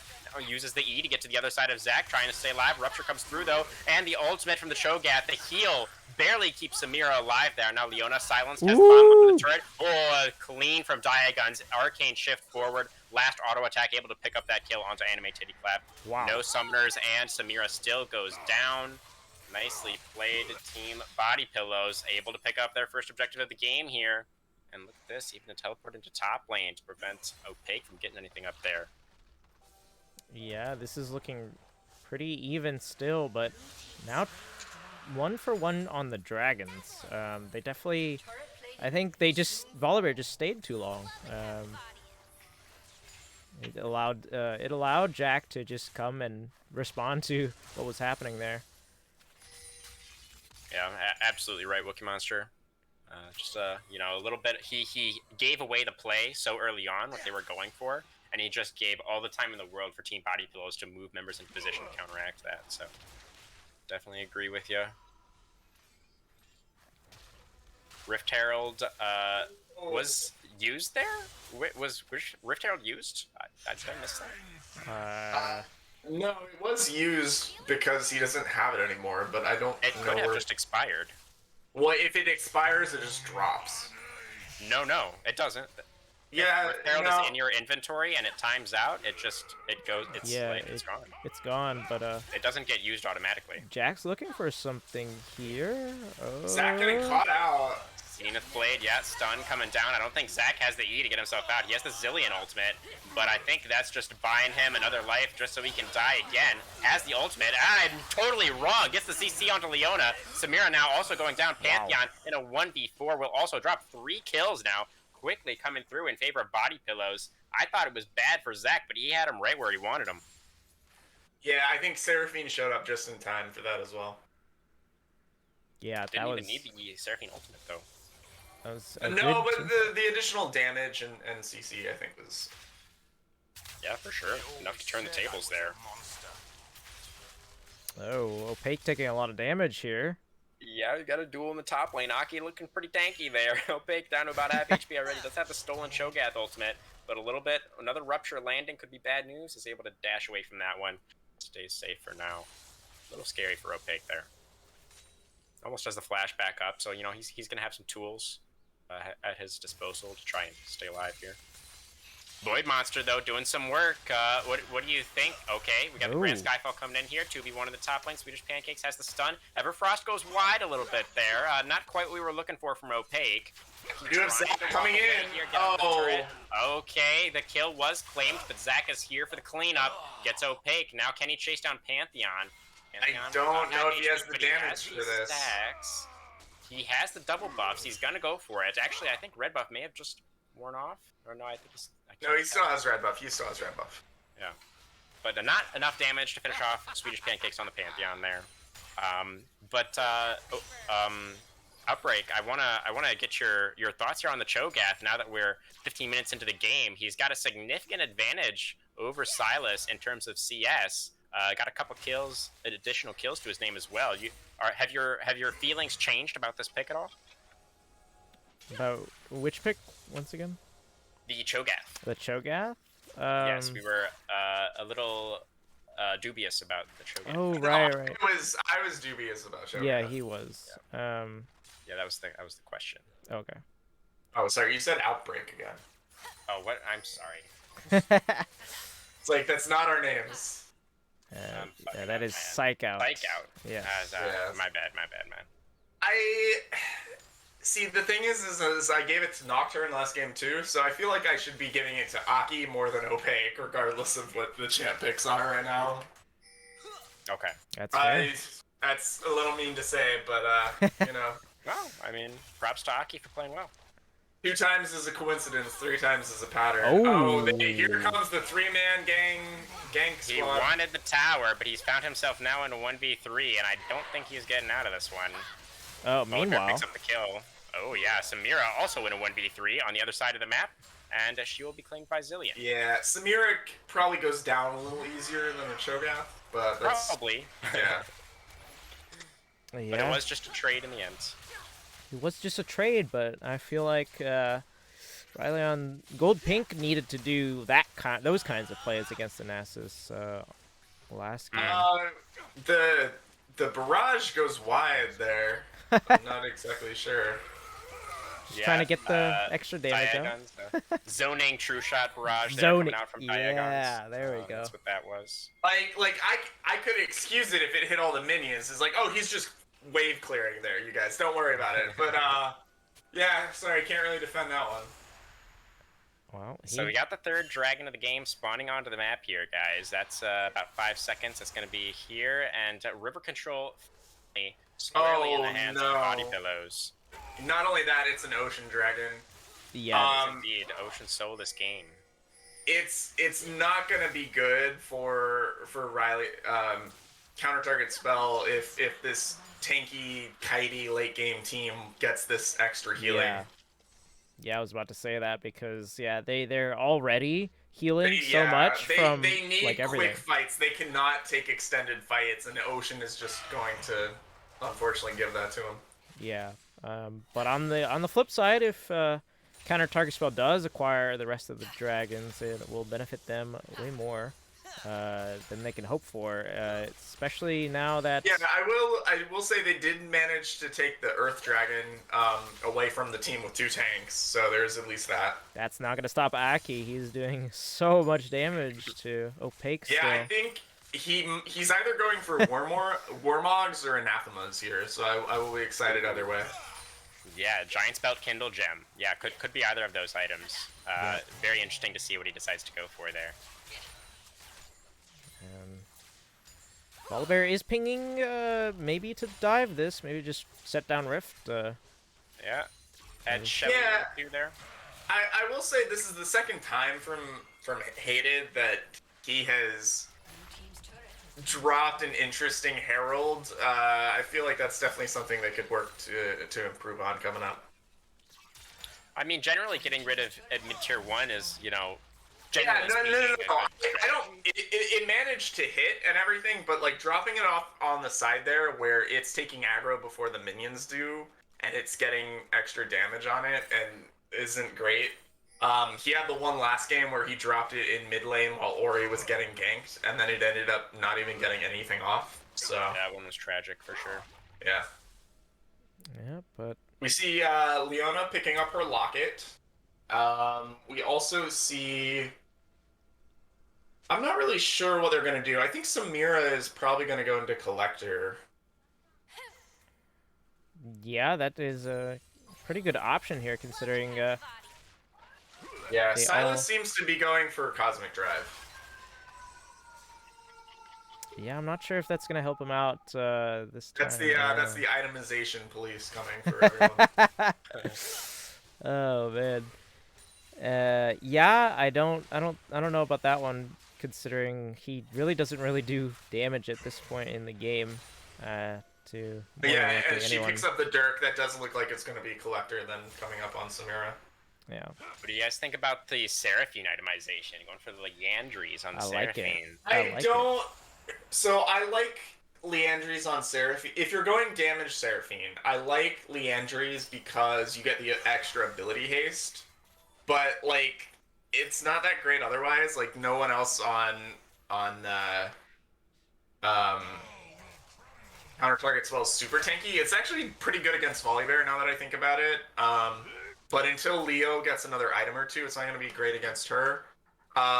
With Silas picking up Cosmic Drive, it's not horrible on him, but I think here's the thing, because we saw last game that it was Zillion and Ari. Well, you know, Ari is a different champion than Seraphine, and you already have Zillion being the more supportive mage out of the two. So being able to build a Leandry is just, you know, you don't really need the Moonstone at this point. Everyone's kind of doing well for themselves, and we're all healing together.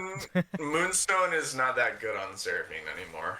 Yeah, so that just leads to the point where it's like, you know, might as well just build more damage and help out the team with those nasty, you know, 4 or 5 man ultimates. Will stack a lot of damage. Yeah.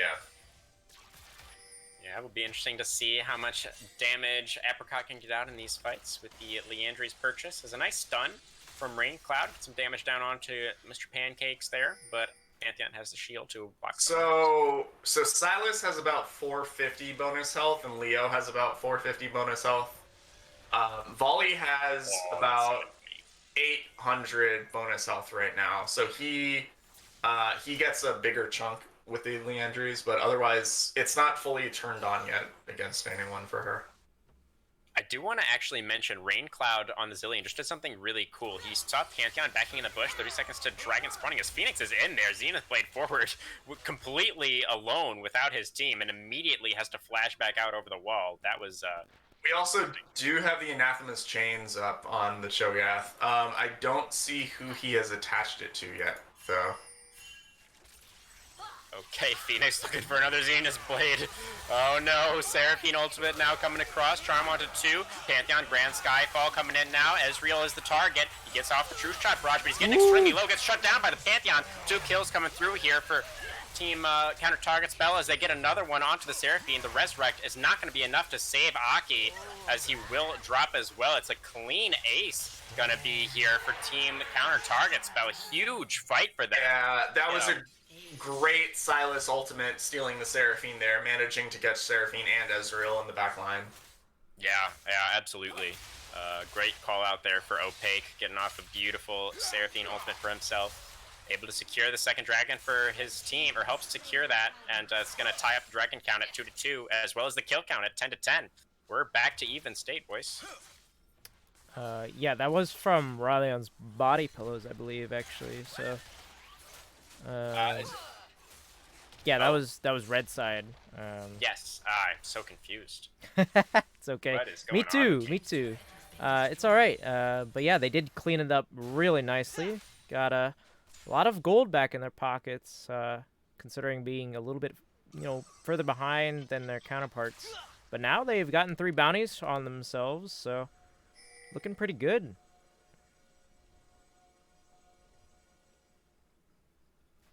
It looks like Shogat still has not used his Anathema yet, though. Right, so team body pillows was on blue side, right? Yeah. Yes, yeah. Yeah, Hold on. so that was it team was. counter target spell that won that. Then that I got the still have the logos wrong, I think. No, you have team counter target spell is orange, and they're on red side. You have the orange icon on red side. It looks right to me. Do I mean, I think. Rain Cloud is on counter target spell, though. As well as Jack. Oh. Yeah, so...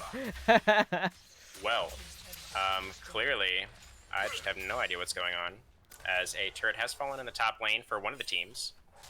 I knew something was wrong. I'll change it real quick. Let me just do that. Boom, boom. Okay, we've got Pantheon flying in here with the Grand Skyfall. He's got a stun onto Rain Cloud, but not too much is going to come of that. It was not empowered.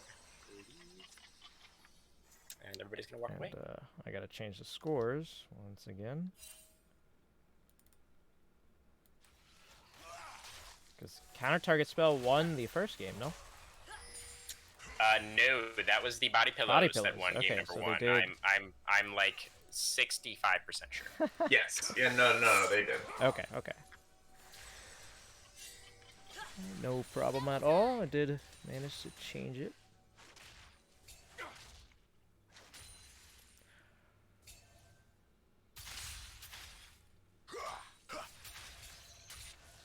Okay. And yeah, I think body pillows, at least now, is a little bit ahead now in the gold department, being about what 4K, almost 4K gold ahead. Yeah, about 4K. We do see Cosmic Drive finished on Silas. We see Spirit Visage finished on Volley. We see Black Cleaver finished on Pantheon.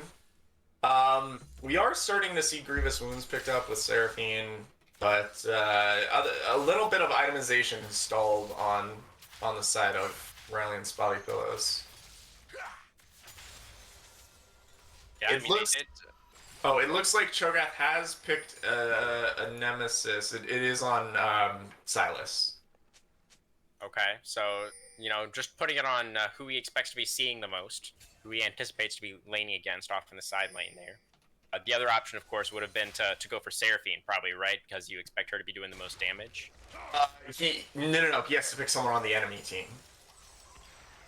Yeah. Oh, I meant Samira. I said Seraphine. I meant. Yeah. Yes. Yeah. He'd have to. The thing is it wouldn't be any use if he's not in the team fight, though. So I understand why he chose Silas. Makes sense. It looks like they are. Silas is reset. It looks like they're trying to set up and look for this next dragon here. Cho'Gath is up in the top lane right now, though, so he will have to be making his way down. Yeah, tie a dragon count right now, 2-2. Have to believe that both squads would like to put themselves up on Soul Point here, and I expect both squads to feel like they have a chance in the team fight as well. I don't think the gold lead is significant enough to where, the red team is just feeling unbeatable. You know what I mean? You see LDR picked up by Samir. This could be really big in the upcoming team fight against Zach and Cho'Gath.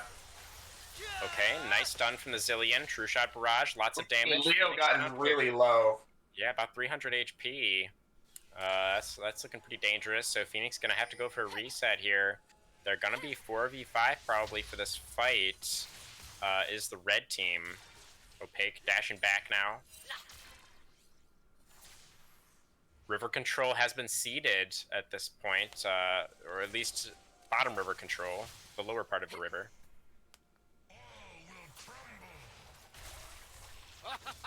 Tension is rising down here. Both teams want this 5th dragon. Red team's control ward has been cleared out of the dragon pit. They place another one now. Dragon looks like it's been started up here. Cho'Gath has the feast available, so that is gonna generally outsmite his Pantheon. Now flying into the back line, Seraphine will be the first to fall. Jack now in the middle of the fight, using Let's Bounce, try and build some space for the squad. Massive Seraphine ultimate, locking up a whole bunch of members of the blue team.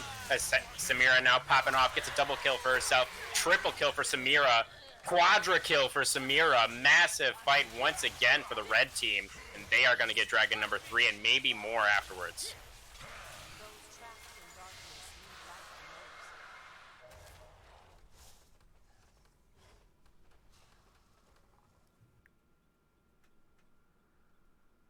Team has slain the dragon.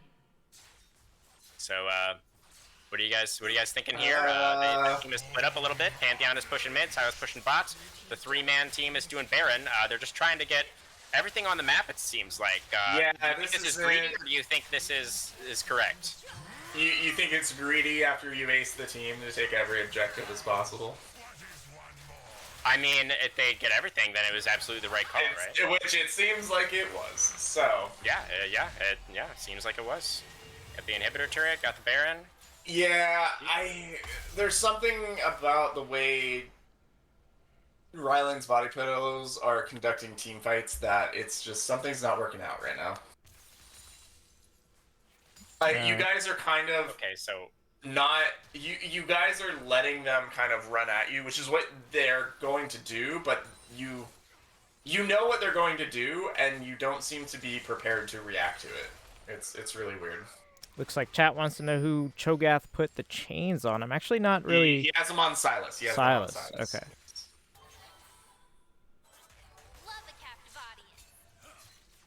So see what else red team can get here. They have the Baron buff. They're sitting pretty now at about an 8,000 gold lead for themselves.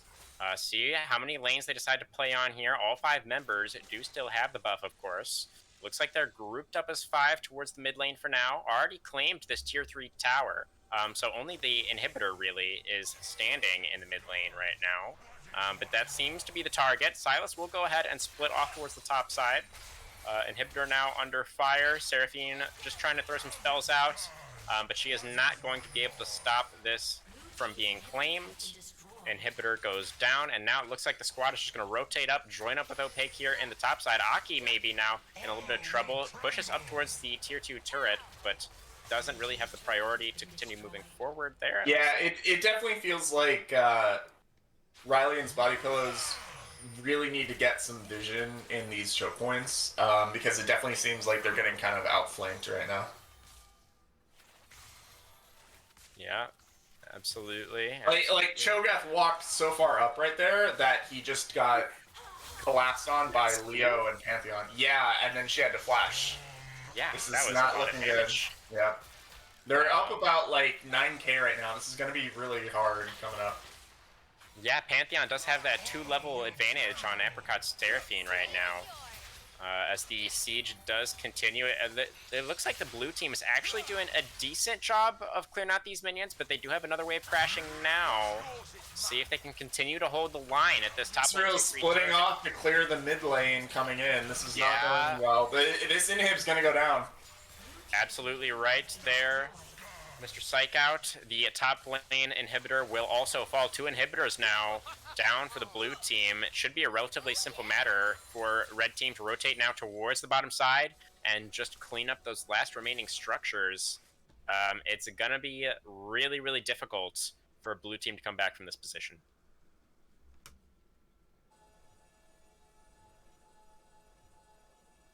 Wookie Monster, you've been a little quiet. How are you doing over there?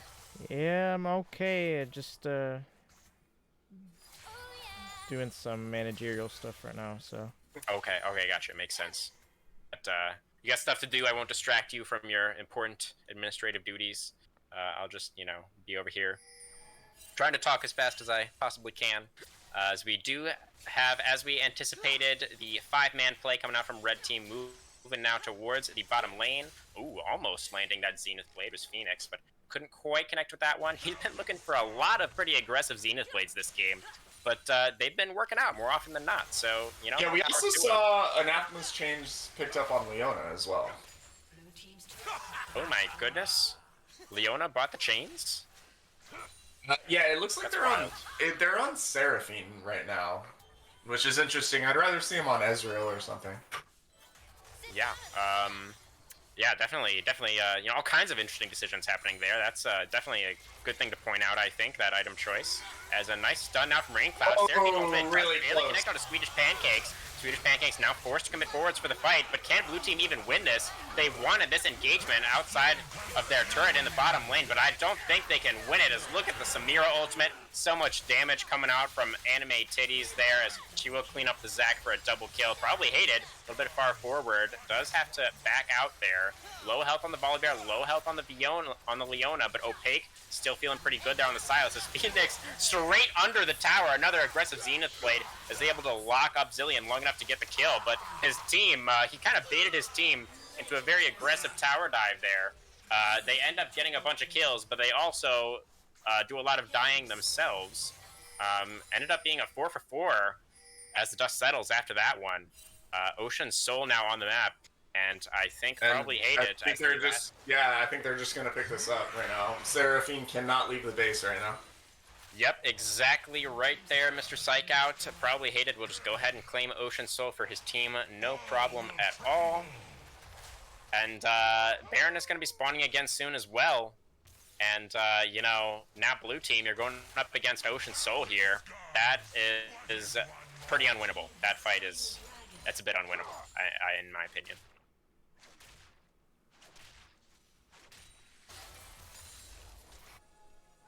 Psychout, do you think there's any hope for blue team here? What's their win condition? How do they even have a prayer, a chance, a dream in these fights? I would say hope someone on counter target spell DCs, and they have to forfeit by default. Yeah. Okay, so going for the DDoS angle, perhaps. Yes. Yeah, the is DDoS angle. blue team. I mean, that's my Alright. usual. That's my usual strategy against Wookie. So I will say that. Other than that, right now, you guys just Seraphine does no damage. Team's inhibitor is responsible. Ezreal doesn't have enough damage either against Silas and Pantheon, and just not Silas and Pantheon just aren't going down fast enough. Like, you guys, just I don't know. I really don't. Okay, Phoenix a little bit in an awkward position here. Gets locked up against Phoenix has been in some ballsy spots. I will say Oh yeah, that. he's not afraid of anything this game. He is just, and he's only died 3 times, which is honestly Yeah, a little impressive for how Yeah. cocky he is. Yeah, I definitely agree there. As Baron is now the target, down to about 2/3 HP on that one. Blue team still trying to find their way into the river as the solar flare comes down. Phoenix doing a great job of zoning the blue team away here. Now Pantheon with the Grand Skyfall flies right in onto the Seraphine. They're able to pick up the first kill now as the red team continuing the fight. They peeled off the Baron. They just want to go for the kills. Zenith Blade narrowly misses onto Diagons there. But Jack Spectrum had the Zek passive, but really no way to get out of that one. As Swedish Pancake's trying to chase down the Ezreal. Can he get him? The Pantheon looking pretty strong. Drops the Ignite. One more auto, and yep, that's another death for Diagons.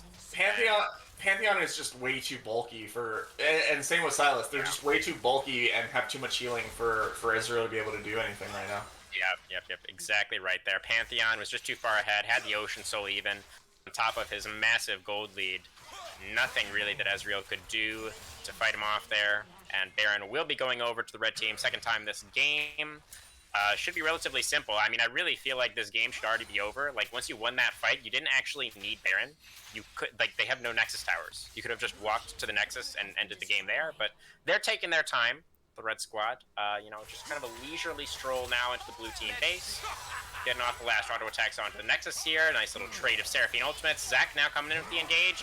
Rupture onto 2. Can they get some kills back here? Silas has been shut down, but the Nexus is 1 hit away, and yes, they will be able to claim it. Nicely done, red team. Is the series tied up? Did a team win? Don't ask me, because I have no clue what's going on. We are 1-1 right now, so we are going to game 3, amazingly. I don't really know what to say. Wookie, what's your opinion? I feel like, okay, so counter target spell we talked about. They had the scaling, right? And I mean, Diagons did the most damage on their team, but it just wasn't enough, right? And Ezreal was the only damage on their team. Exactly. It just wasn't enough. That was why I was so worried about the Cho'Gath. Nasus, you at least had the secondary damage source compared to Ezreal, but like just Cho'Gath kind of neutered you guys.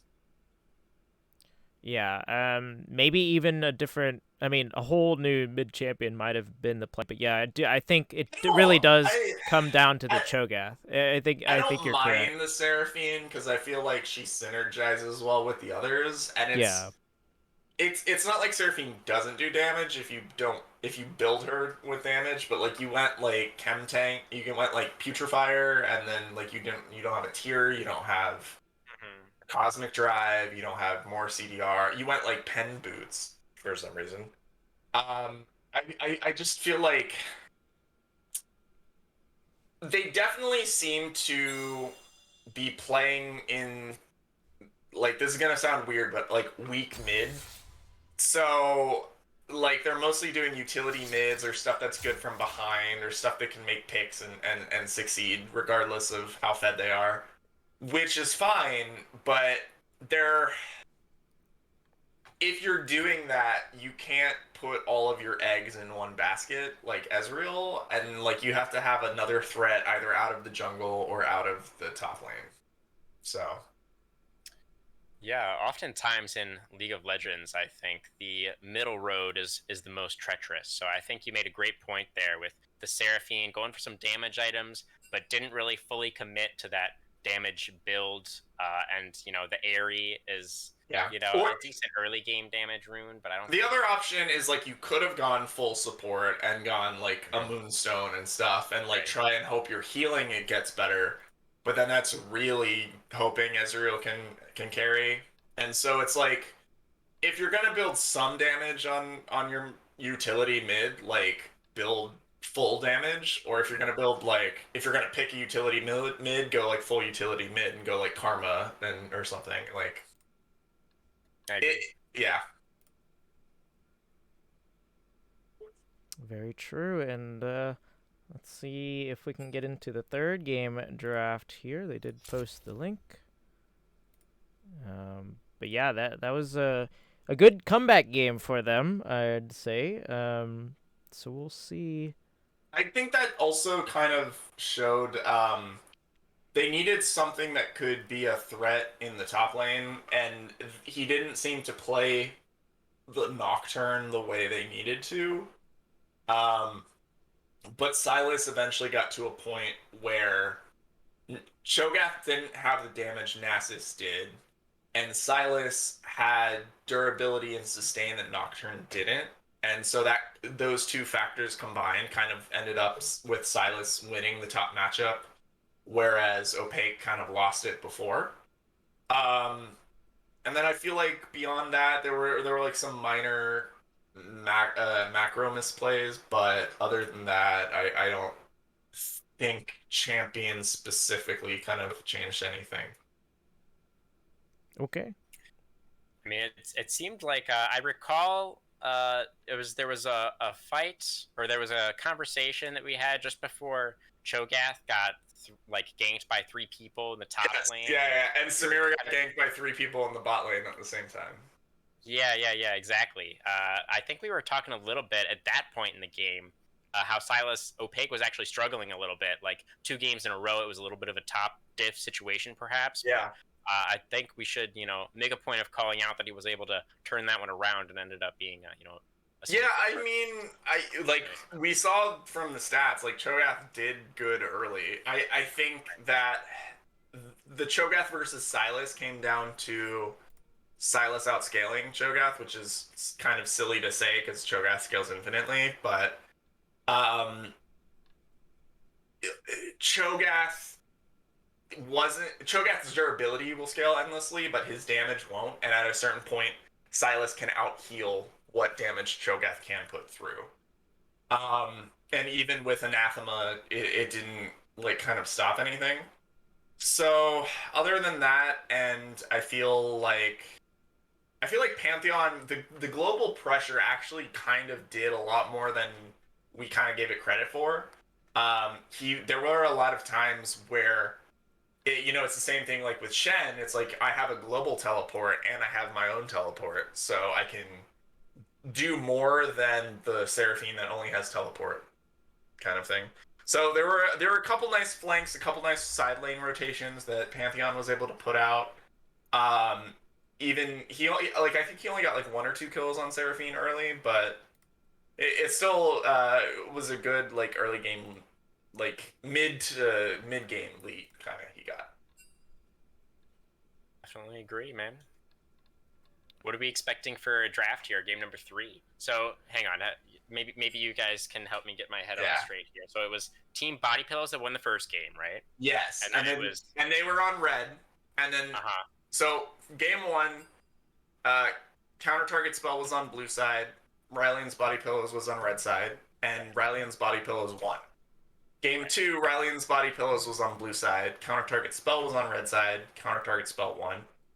Game 3, I believe, is the same as game 1. So right, counter target spells on blue side, Rylionn body pillows on red side.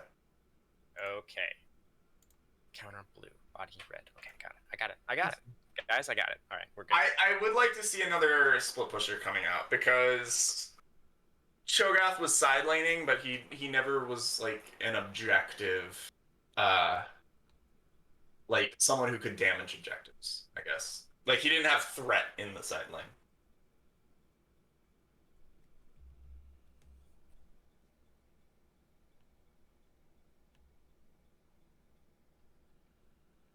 All right, they So should what be. are you expecting in terms of draft? Like, are we expecting Feel significant changes? Are we expecting Ezreal again for I Diagonds? I do. think they first picked it both games. I don't know if I expect it for Digons. For all we know, Anime Titty Clap might pick it, but I do expect a Ezreal pick or a ban. I could see a ban. I think after the second game, I don't really see a reason why you would ban it. It definitely didn't seem as strong as it could have been. But that I don't know if that's because you guys had so much healing or if because they didn't have a second damage threat. So I wouldn't hate like I wouldn't flame them for banning Ezreal. I'd like to see the Samira went really well, but I feel like with how the rest of Rylionns Body Pillows has been drafting, you know what I'd really like to see is I'd really like to see a Misfortune from counter target spell. Just you stick with that early game bully of Samira. You kind of have that like mid game team fight scaling that Jinx does, where you can like bullet time anything. Like you don't have the hyper carry potential, obviously, but I feel like they're like, we want to draft a 4v4. Well, I'm going to give you a better 4v4 80 carry. So, like, here we go. Yeah, I mean, Misfortune, definitely a strong 80 carry as well. Maybe a little bit safer than the Samira. We see Samira banned out by counter target spell, interestingly enough, which is really weird. I would have expected that from Rylionns Body Pillows. Yeah, I mean, I think the title of the team is maybe I am psychic, you guys. Oh, everyone bow down to me. Yeah, it looks like it will be. Oh well, my god. Oh, they're gonna lock it in. They're gonna do it. Oh, I'm so good at this game. Okay. Okay. Really quickly, it looks like the team names are. I thought it was Body Pillows on red side again.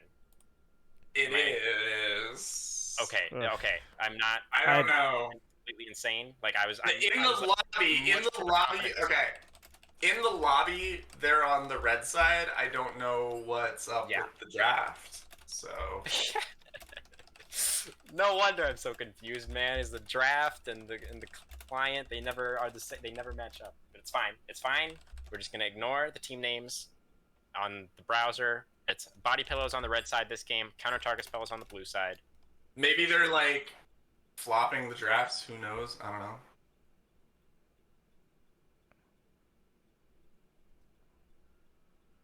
Yeah, so counter target spell is They're on saying blue it's side. correct. They're saying it's correct, so everything is correct. Let's just leave it at that.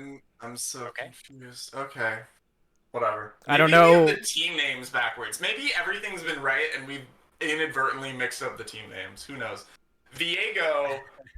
Okay. I'm here for this. I will watch this. Here we First go, guys. Viego of the series.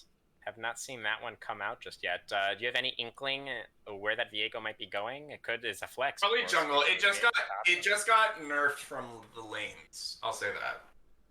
Oh, that's true. Yes, his sustain in lane was just his sustain in lane falls mainly on the plane.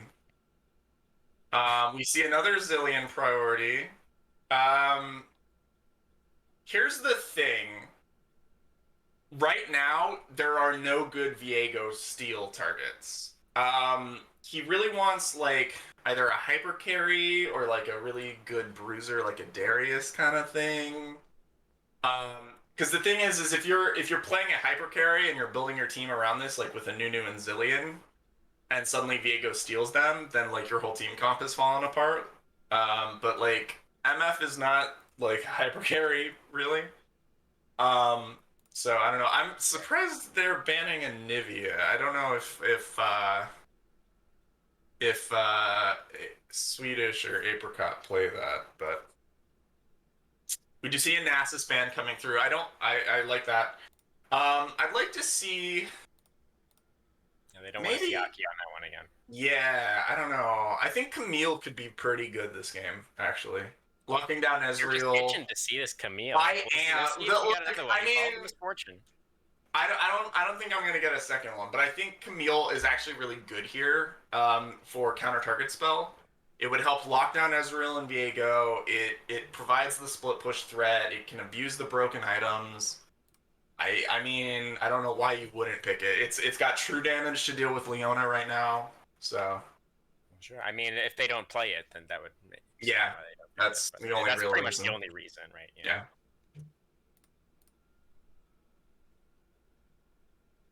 Let's see, we're waiting for the last ban of the draft to come through here for the blue side. It looks like it's going to be Jax, just targeting another one of those split-pushing top laners. Yeah, we see an Orianna. It does look like they're trying to do like a 4v4 team fight comp right now, which is exactly what I was kind of calling against Rylionns body pillows of what they should be doing. You know, if you guys want to be running the split pusher and you want to fight us with the other 4, then we're going to just draft a superior team fight for the other 4. Malzahar, I don't hate trying to lock down the Viego here. That is his biggest problem. You know, he has so much untargetability and kind of like avoidance mechanics with his stealing that if you can get a good Malzahar ultimate on top of it, it's pretty successful to lock him down. He's kind of like a Master Yi in that sense, where it's like he gets one kill and he suddenly starts snowballing with everything. Yeah, definitely agree. I definitely think there are a lot of parallels actually between Viego and Master Yi. As we do see the Victor locked in, looking to match the Malzahar in the mid lane here. Interesting matchup. Victor, of course, going to have a little bit of an edge in the scaling department, but probably is not going to have very much priority in the early game. Yeah, Malzahar has easier time clearing and also has a little bit more mana efficient clearing.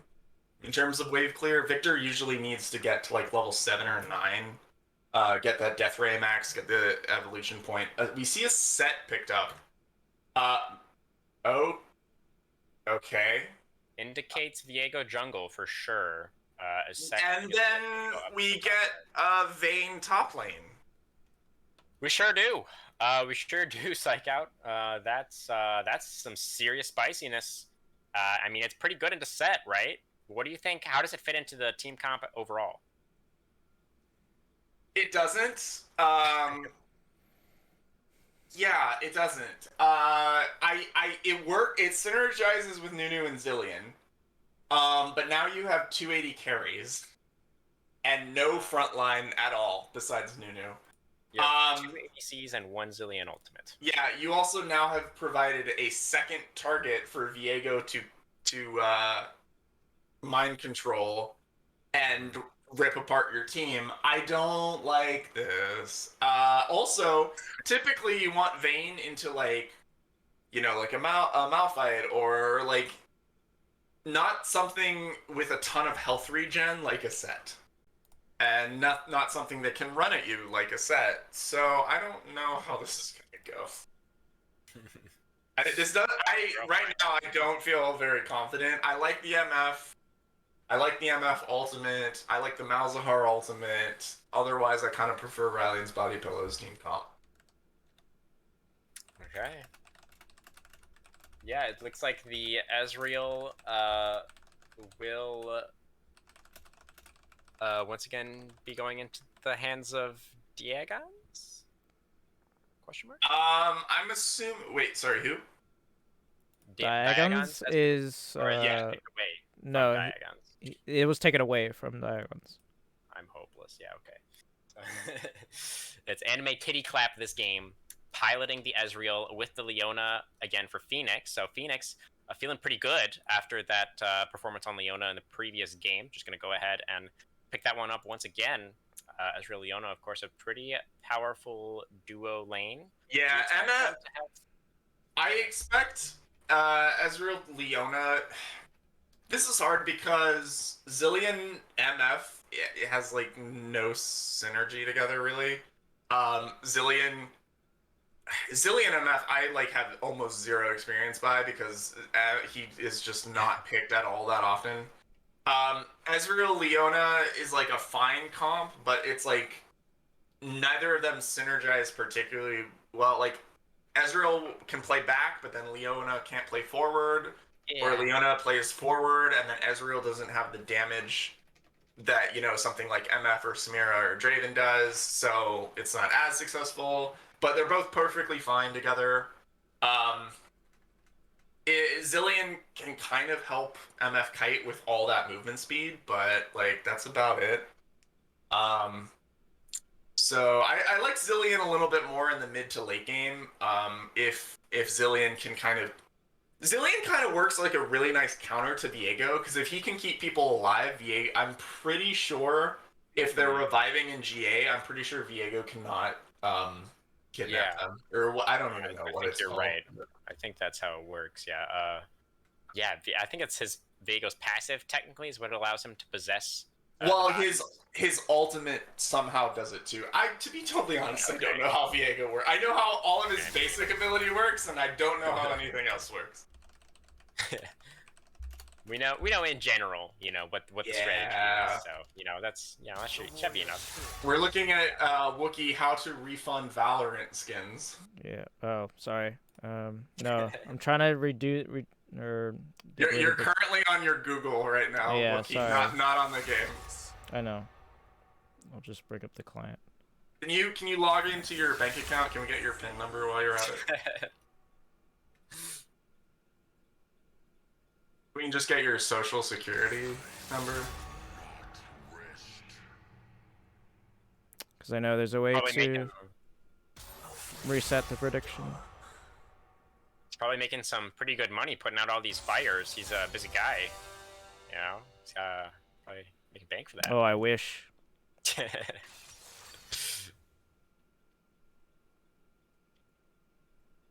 Yeah. So I mean, Aki, he had a strong performance in game 1 on the Nasus, very strong performance.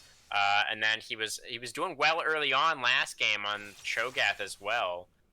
But he wasn't quite able to pull it out. His team wasn't quite able to pull it out. So he's throwing down this game with the Vayne, no fear, just going right for the hard counter. But we all know what happens to Vayne top when it falls behind.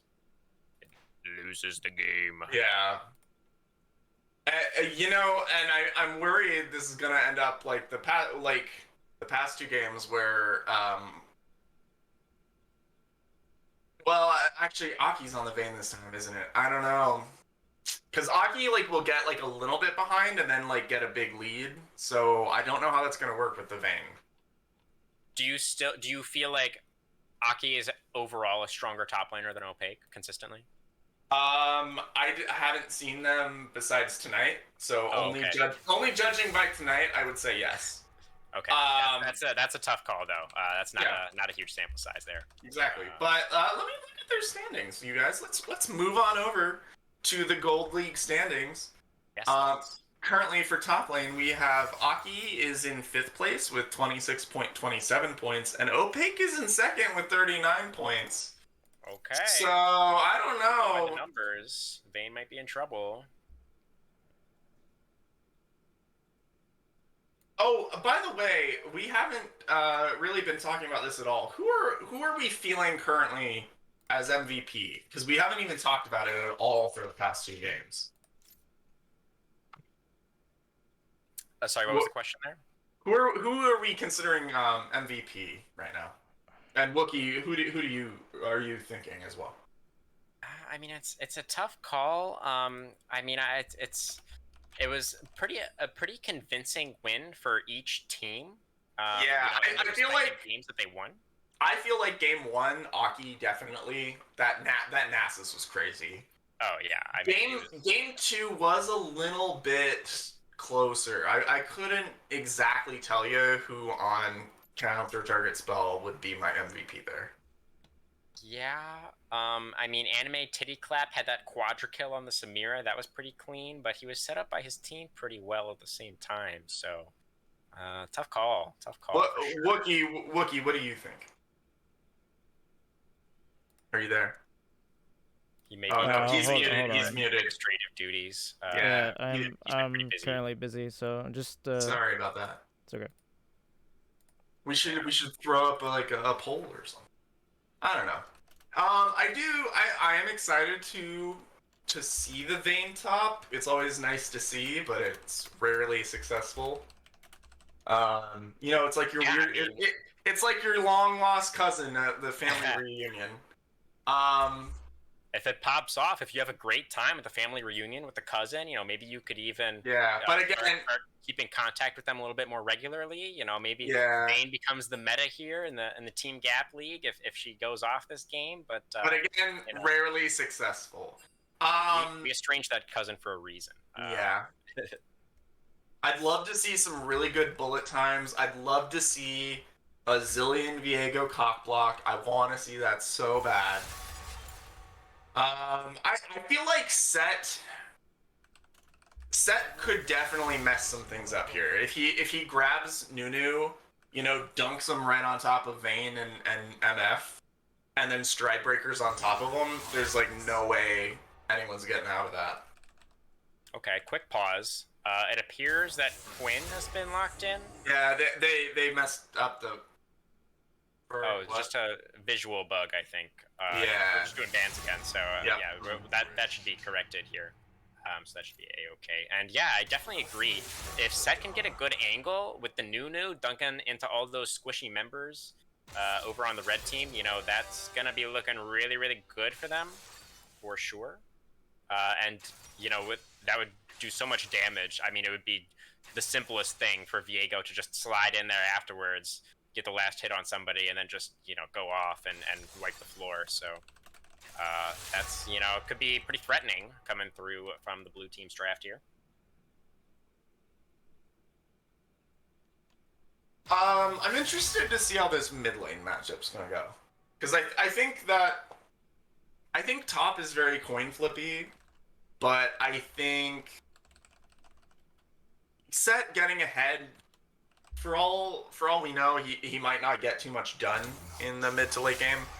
So I think Malzahar, and I think if Victor can get enough lead and control like the mid game team fights and like choke points and things like that, I think that's gonna very largely determine how fights are gonna go. Let me at 'em.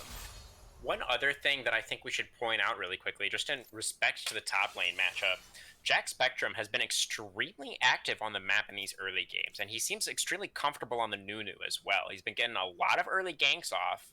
Yeah. If he can get off some successful ones early on here and get Vayne ahead, that could be huge for them. It's a possible angle to make the Vayne top work. Interestingly enough, though, he has been like very early game before like first or second reset. He has been kind of getting out macroed by Hated. He's either having some ganks that aren't successful, or his pathing just isn't where it needs to be, and Hated is getting a level lead, a camp lead. Usually he's like able to turn it around, but I think when you have something like a Vayne and a Malzahar where you need to shut down Victor and you need to get Vayne ahead, I don't know if that's going to be acceptable. Yeah, definitely. If Hated is again in the right place as he was in the previous game to counteract some of those ganks coming through from Jack, then absolutely, it could the tables could be turned on Jack there. And Hated has been a big fan of getting in that counter jungling as well. He improved on his strategy in the previous game, I think, by going for a little bit of an earlier reset to capitalize on that early game counter jungling. So we'd like to see that. We hope that he's able to use his time efficiently once again in game number 3 here, as we are going to be heading into the spectator delay. 3 more minutes until we're onto the Rift here.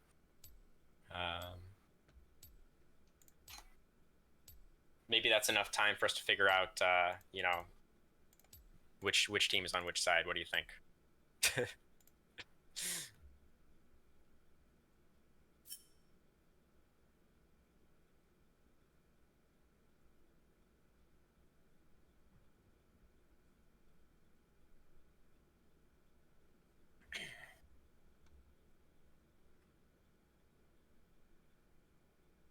Is there any like particular items we want to see picked up this game? I feel like neither of the top laners use Anathema's Chains or Hullbreaker pretty well. Yeah, Vayne doesn't really want to just be building like straight HP. Oh, That's not yeah. really gonna work out for her. Also doesn't really want to go.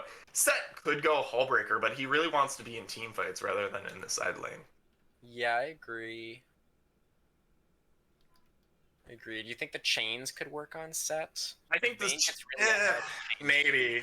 To use on her. So from what I've heard, is the chains may be bugged and affecting true damage in their damage reduction. Ooh. In which case, yes, that's actually probably a really good pickup. Otherwise, Leo is kind of the only one who would maybe want chains. Maybe Nunu, but I don't think Nunu really wants them that much. No, probably not. Jack Spectrum. What was he building in the previous game? I actually don't remember Jack's new build. It was Sunfire, right? I think it was like Sunfire into Spirit Visage or something, or maybe. Yeah, but that's on Zac. Spirit Visage is kind of core on Zac. Oh yeah. He was on the Zac. I would see him maybe going either. If I was playing Nunu this game, I would want to be going Chem Tank into Thornmail. Chemtech on Nunu. I don't think that's Chem Tank. Chem Tank. Yeah, that's what I. Yeah. On Nunu. Yeah, movement speed, running in with the snowball. I just feel like, especially since the nerfs, I feel like the movement speed from Chem Tank isn't right. really... But like, I don't want to go Sunfire really on him. So. Yeah, I hear ya. Sunfire doesn't feel like sometimes you just gotta deal with the item getting nerfed, and like you still gotta buy it. But I'm pretty sure that Jack did build Sunfire in the last game where he was on Nunu. No, he was on Zac.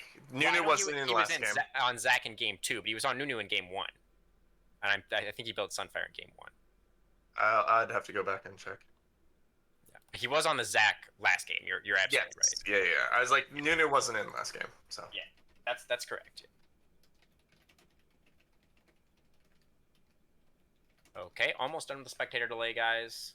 Just running out that one here, about 10 seconds, less than 10 seconds left. And we should be getting onto the Rift for game number 3 between Team Rylionns Body Pillows and Team Counter Target Spell. My understanding is that the Body Pillows are taking up the blue side this game, and Team Counter Target Spell is on the red.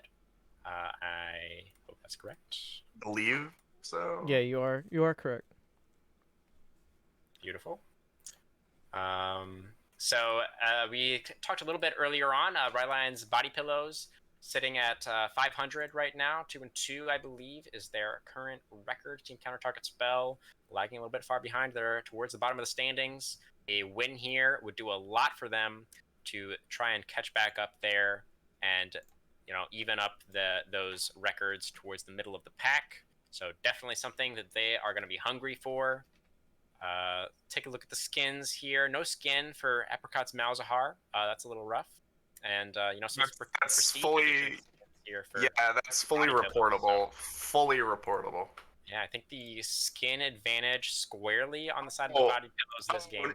No, not even that. We got a double prestige bot lane coming in from Counter Target Spell. Like, I would just FF now if I was Misfortune and Zillion. I would just AFK in base. Yeah, probably. Phase Rush on the Nunu. That's a little bit interesting. Yeah, I don't hate that. If he's going to go Sunfire, you kind of need to go Phase Rush. Mm-hmm. Just to be able to stay on top of him and continue to get that burn damage out. Yep. Exactly. Sense. Yep. Could definitely see that working out pretty well. And here we are loading up onto the Rift. Are you expecting any level 1s this game, Psychout? Hey, I'd like to see something. We didn't see anything past the first game, and that kind of just fizzled out. But I definitely think both teams could have some interesting level 1s.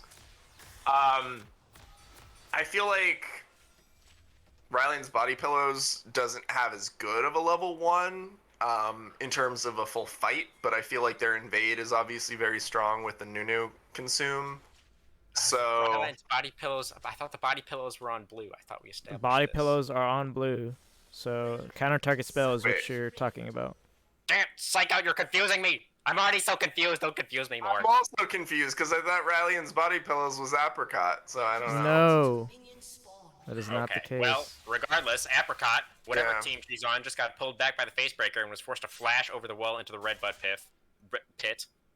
So that is a early summoner spell advantage for the body pillows. Swedish Pancake's gonna be feeling pretty good about that one here in mid lane. That early summoner advantage for himself. We did see the level 1 there. They were able to make use of the early power of the set there to go for a nice little invade for themselves. Got a nice deep ward as well, straight there onto the red buff. And it looks like Jack on the Nunu is walking back up here, so maybe starting out his clear on vision. Yeah, I will say burning the Malzahar flash is not as strong as it could be on someone like Vayne or MF, just because coming into the laning phase, early ganks on Viego, Malzahar is going to have that shield, that spell shield, and so it's not like he's going to be utterly defenseless.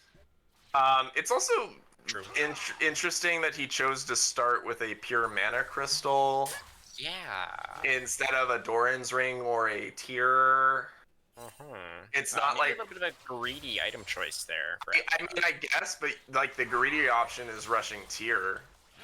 Like it's not like rushing fiendish. It's not like rushing which Lost Chapter is like that big. Okay, well, I did kind of predict that top lane gank for Jack. Unfortunately for him, Opaque was playing pretty far back, so they were not able to make anything happen. And Nunu will return to his jungle. Jack, once again, is going to be falling behind his opponent just in terms of early clear speed, as he has continued to prioritize these early ganks. Nice double up there from the Misfortune. Love to see. Yeah, those silver bolts are taking a big chunk out of set. Ooh, maybe Look at that low Malzahar hit on might go Apricot. down. Malzahar, He no has a flash forward from the Swedish Pancakes, able to secure first blood. Nicely done to remember he had the flash advantage there, so easily able to pick that one up for himself. Good on Swedish Pancakes to claim first blood. Yeah, that's what you got to do. If you realize you burn the flash in the invade, you got to be able to press that advantage there. Oh, for sure. Yeah, and he did so excellently, as he will open up probably a slight... I think he also might have had a level lead there, but I'd have to go back and review. Well, he's got 2 levels right now, but of Right, course, yes. Apricot should Yeah, be yeah. catching up. Oh, as we have Jack looking for another gank here. He doesn't have Swedish flash. Pancakes, no flash, yeah. Now, Malzahar aids coming down, and the Call of the Void is enough to get the last hit there. Apricot getting some revenge for herself in mid lane. And made Titty Clap extremely low. Has got to be a little bit careful here. They're just trying to get this wave in as the bottom lane of Team Body Pillows. And they will almost be successful in doing so, and just go ahead and rotate up into the river here. They will find Jack on the Scuttle Crab, but he has the smite available, able to secure that one, no problem. Yeah, Afraid of Scuttle Crabs between the junglers. I did see someone asking in chat if Malzahar has futures market. He does not. He has cookies, so he does have inspiration. He just doesn't have fortune's market. Okay, a nice gank onto the Vayne here. This is exactly what you want to see from the Team Body Pillows jungler. Is that if there's a Vayne top on the enemy team, Who's you pushed? just stay right on her. Yeah, Vayne is pushed up right now. So, yeah, the Sapphire Crystal is so weird to me right now. Like, if he is rushing Fortune's Market and trying to abuse that power spike, like, more power to him. I'm like, I didn't even think of that, but like, I don't. If you're not, then this is like really confusing to me. Also, you're burning a lot of mana blowing visions on Victor when you could be using it on the wave, but that's just me. That's true, and you get some mana back as Malzahar if the target It's on the dies minion, while the yeah. heat is on. Yeah. Which it's not going to do on Victor. Right, exactly. So Malzahar already running out of mana again. Vayne able to catch a massive wave, and Jack going for another look in the bot lane here. Another gank coming out from Jack. Arcane shift, but still gets hit by the snowball. And now the will likely come through. Zillion bombs. The auto attack from Misfortune, able to get it with the passive there. Plenty of damage. Now Opaque is teleported into the play. And now he's going for the face breaker. Only connects it onto Diagons, but they should have plenty of damage to pick up the kill on the Misfortune there. Raincloud will be forced to back away. So it was a trade of 80 carries there, but the set was forced to use teleport to make that one happen. As Apricot just gets solo boloed once again in mid lane there. Not quite sure how Apricot let that happen. Just kind of Swedish Pancakes just walked up and zapped Malzahar, auto-attacked him to death. That was an interesting one. Yeah, not sure about that. I really like the set play. You know, you're getting bullied hard by the Vayne top lane. Of course, you get, you know, TP down and get a gank if you can. We already see a early dragon from Hated. I like the way he's playing around these objectives. Ezreal's taking a lot of Ezreal, damage. you just went into that whole wave. Oh, is he gonna get executed by the minions? Oh, he barely survives. That was way too aggressive from Anime. Yeah, that's like almost his entire health bar. That's like a triple wave there. Like, what is... And, like, you went in on MF, and Leo didn't follow, so... That was awful. Diego is down here, so, like, they could maybe bait something, but, like, this is... Okay. Yeah. Well, he's Zillion looks gonna to be be able to backing. pick up the CS now. And yes, as you correctly pointed out, Zillion has gone for a reset, so... Looks like Ezreal and Leona should be able to recover, as Apricot has returned to mid lane, once again trying to get the shove in, but can't quite get the wave in against the Victor. We talked a little bit, as in Champ Select, about how we expect Malzahar to have the push early on and to have early priority in this lane, but Malzahar has not been able to consistently get that. The thing is it's not until, like, level 6 or 7 where Malzahar actually starts to be able to clear efficiently with visions.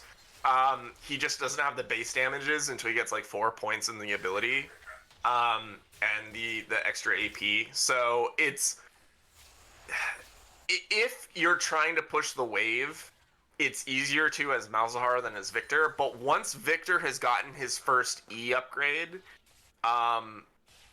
it's still more efficient for Malzahar due to the mana, but Victor has more damage. Victor also pushes faster because he just throws down E, gets the double explosion, whereas Malzahar has to wait for a dot and like keep pushing the dot. So it's like really weird.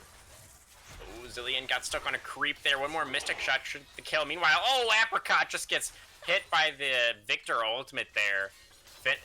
Swedish Pancakes with his second solo bolo of the game onto the Malzahar. Nicely done by him, and not quite able to get the kill in the bottom lane was Anime Titty Clap, even with the help of probably needed in the area. Zillion was able to sneak away there.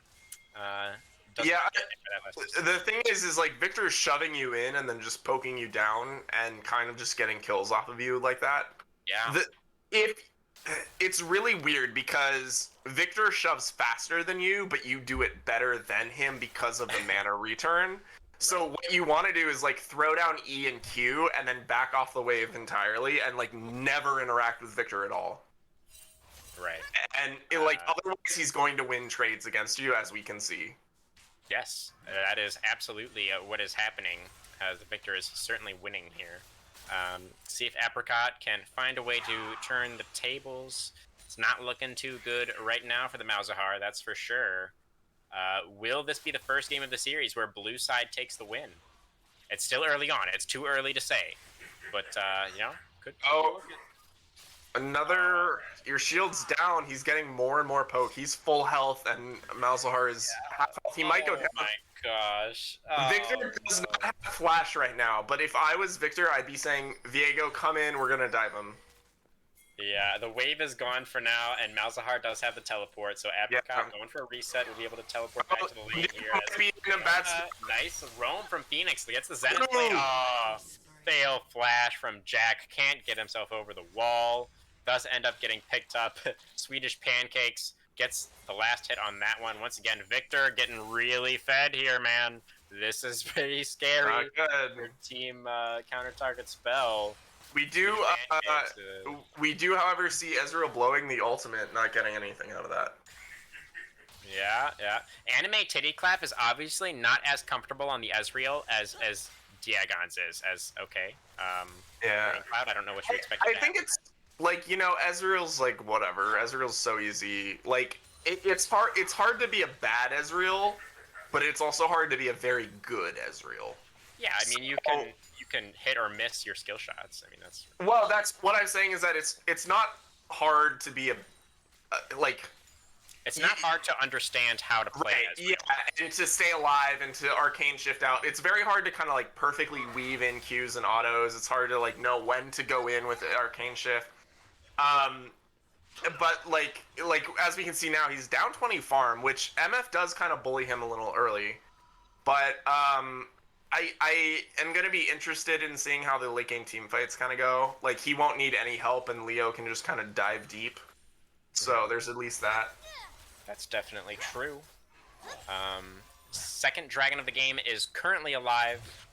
Team Body Pillows squarely with the advantage thus far, sitting at about a 2k gold lead for themselves. They were able to pick up dragon number 1, and they have all of the mid lane prio that they could ever want.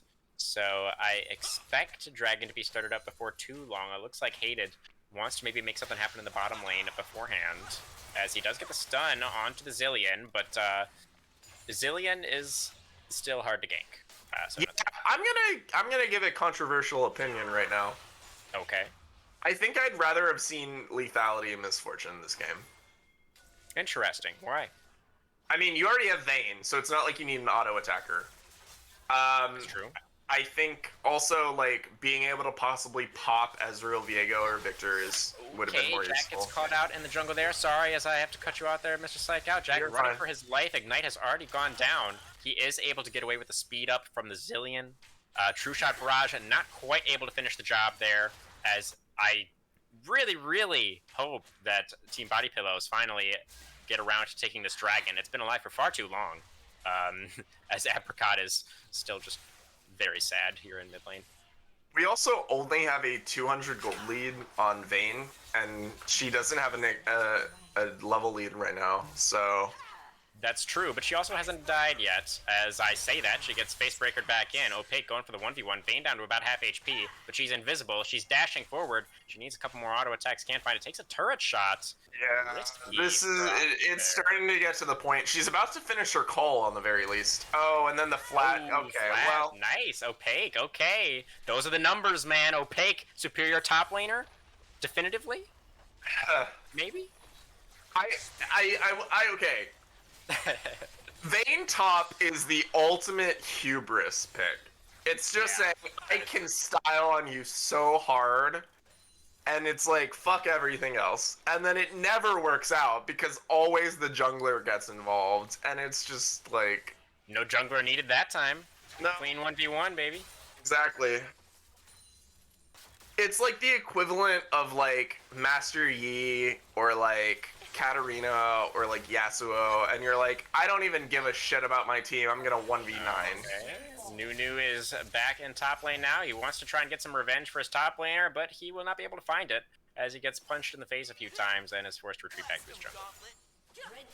We do have Ludens completed on Victor here. The 4-in-1 Victor. Yeah. First mythic in the game. Oh, it looks Well, like Gale we Force have is Gale done Force. for Diagons as well. Yep. Yeah, that's true. The other thing, the other thing is like Gale Force is MF's best like ADC mythic because she uses the other two so poorly. But it's like nothing on this team other than like Set. Like there's nothing other than like Set and Leo ult that you really want to Gale Force. So it's like I don't know. I'd rather you could see use it to get out of, lethality. like Gravity Field or something, or like Viego stun. It could work. Okay. Yes. I don't know. I'd rather see lethality and just like pop someone. Other than that, if you're going lethality, you can also dip into Serpent's Fang, which is crazy against Set this game. You can also stop off an itemize. Collector is really good. You can Eclipse is okay, but I personally prefer like Duskblade. You can also go into Grievous Wound's a little easier if you wanted to, even though like it's really only good against Viego, really. Mostly it's the Serpent's Fang. I think it's really good. I also think that like you already have Vayne. I don't know why you need to build two pure auto attacking marksmen. Right. Like it just feels like diversify your portfolio a little bit more. I think I have to Yeah, agree yeah. on that one because Misfortune, the lethality build is just insanely damage heavy Yeah. on its own. So Like literally the only downside is maybe you can't kill Leona and that's about it. Yeah, Serpent's Fang very good into that build and just in general against their team on the opposite side. So. Like, and he might even go Sterex later, and it's like that's just making it even better. For sure. Definitely. Well, we'll see what that itemization looks like as the game progresses. Second Herald was just now secured by Team Body Pillows. That one is now in the back pocket of probably this is already starting not to look good. They've got 5 kills, they've got 5K gold, they've got 2 dragons. You know, you're getting set on a clock, so you better start thinking of something. Yeah, Victor is just gonna get stronger and stronger here. So is Ezreal. Set's gonna get more tanky. Oh yeah. Speaking of Victor, he has done a little bit of a lane swapperoo with his top laner, and he is now very much bullying Vayne out of lane as we see him engage in the bottom side. Diagon's uses the Gale Force to try to get out safety. True Shot Barrage just barely goes wide. Anime Titty Clap not able to find the kill with that one. Now Jack is down here in the bottom lane, locks up the Ezreal, has absolute zero, gets out a little bit more damage. Misfortune with the bullet time from long range, but that's not quite enough damage. Anime Titty Clap has the Conqueror fully stacked. Jack forced to flash away from the teleport face breaker coming through from Opaque set there. Hold on. I just saw Ezreal miss like every skill shot. MF like hold Gale Force to the very last second, and like we gotta go back and replay that because that was like I don't know what just happened there. And then Nunu missed the snowball too. Like that was so bad to watch. You really want to do Anime Titty Clap like that, man? I do. I really not. Hold on. It's not just him. It's literally him, Diagon, and Jack Spectrum. It's all 3 of them had a hand in how bad that was. Well, you know, I think we've had enough technical issues already where a replay might be a little bit out of the realm of possibility for us here. Yeah, I know. I'll flame them later, don't worry. Okay, yeah, that should be quite sufficient, as it looks like the 3rd dragon of the game is pretty much already gone here. That one will now be claimed by Team Body Pillows. They have had complete objective dominance so far. Yeah, I gotta say that was... Hatred was doing very good at that. I know there was the game where he was behind, but even then he was still... Okay, so we're coming down to over the wall. Diagon's in a lot of trouble here, getting cut in half by the Victor. Just gets his heart broken in 2, absolutely destroyed. And meanwhile, a 2v1 Swedish Pancakes winning out in that one as the blue team 4-man squad. Oh, bomb on Leona's head. Will she survive? No, she will not. Trade back for Zillion, but Victor ends up winning out in the 1v2 on the top side. Takes out both Nunu and Vayne there. Just absolutely disgusting. He's so strong. And now Set able to stay alive with the Haymaker shield. Zillion, one more Mystic Shot. Anime Titty Clap hits a minion instead. Can't find it. Apricot also extremely low. I don't think they can actually defend this tower. I think if you try to defend this tower, you probably just both die. Although maybe they were able to clear out the minion wave there, but Shelly is here to continue the push. Ezreal looking for it. Tower is the focus. It looks like they'll back off for now. Wow. Yeah, when you get 1v2'd by Victor, I think this is where Vayne Top has finished the game. Yep, Vayne Top has officially lost. See if her team can carry her, but it's not looking good. You should also sell her call right now. It's already finished. Oh, true. I don't think all of our marbles are out of the bag yet, though. I mean, only one item in. This could definitely scale very well into late game. They just have to get there. The thing is then, like, you have Set and Leona who can frontline, though, but you only have Nunu. So it's like, you have Zillion at least, but you have... The problem with 2 marksman comps always ends up devolving into mid-game where you don't have the durability needed by your team to protect 2 marksmen at once. That is true. Victor might be cut out here. Yeah, okay, does not snowball that time. Malzahar no ultimate, and Victor is able to get the first kill, getting another 1v2. Blue Smite goes down, but Victor gets the shield. One more hit is all Jack needs, but he can't find it. Oh, Swedish Pancakes, how are you gonna do him like that, man? He's just killing everything on the Rift, and he's not sorry about it. I think we literally just saw Malz get 100-0 right there. Yeah. It was like he was like full health and then dead. That was so, oh god. You know, maybe we should, like, maybe we give MVP to Swedish, who knows? He is making a pretty strong case for it, isn't he? Yeah, you know what I wanted to see? Like, I don't care if it's throwing, I want to see him get a Medjay. Like, come on. You're eating one, dude. Do it. Yeah, he's got the maxed out shutdown there for himself. He's roaming back now towards the mid lane while his team's on Baron. Baron Nashor down to about 50% HP, less than 50%, 3,000, no contest coming through. Psychout's in the area, goes for a little bit of a bullet time, but you just revealed your position there, man. Opaque flashing over the wall. Mr. Misfortune, you are super dead. As I don't think that bullet time attempted steal was ever going to work out realistically. Another kill. I don't know. They were pretty low in the Baron pit there. I just feel like she should have, like, she didn't get out fast enough. Yep, Well. and with no flash, that'll mean that they just flash in and take the kill. Yeah, Leona's got plenty of lockdown. Yeah, We'll Leo, see. that's the thing is Leo went over the wall, but Set kind of just flashed over. Yeah. He like thought about it for a second. He was like, Yeah. flash for this? Yeah, I think I do. And then he did. And then he killed Misfortune. I think if she had been at a different angle around the wall, and so Leo couldn't jump to her as easy, it might have at least gotten maybe a kill or something. But Oh, you know Phoenix has taken that one. He goes in with the Zenith Blade, lands the stun. No teammates in the area. Doesn't matter. He's doing just fine. we see him full Rabadon's completed now on Victor. He did pick up a Dark Seal. I'll give him that. Okay, but did? yeah, come on. We need the full Medjais. Shut up or shut Halfway up. there. Yeah, come on. All right, they're playing off two lanes here with this Baron buff. Victor split pushing in the bottom lane. Nobody can answer him. Just goes ahead and picks up that tier 3 tower uncontested. We've seen twice now Victor 1v2, so like Yeah. they can't really stop this. No one can even be on the same screen as him right now unless they bring the entire team. And He also just disconnects.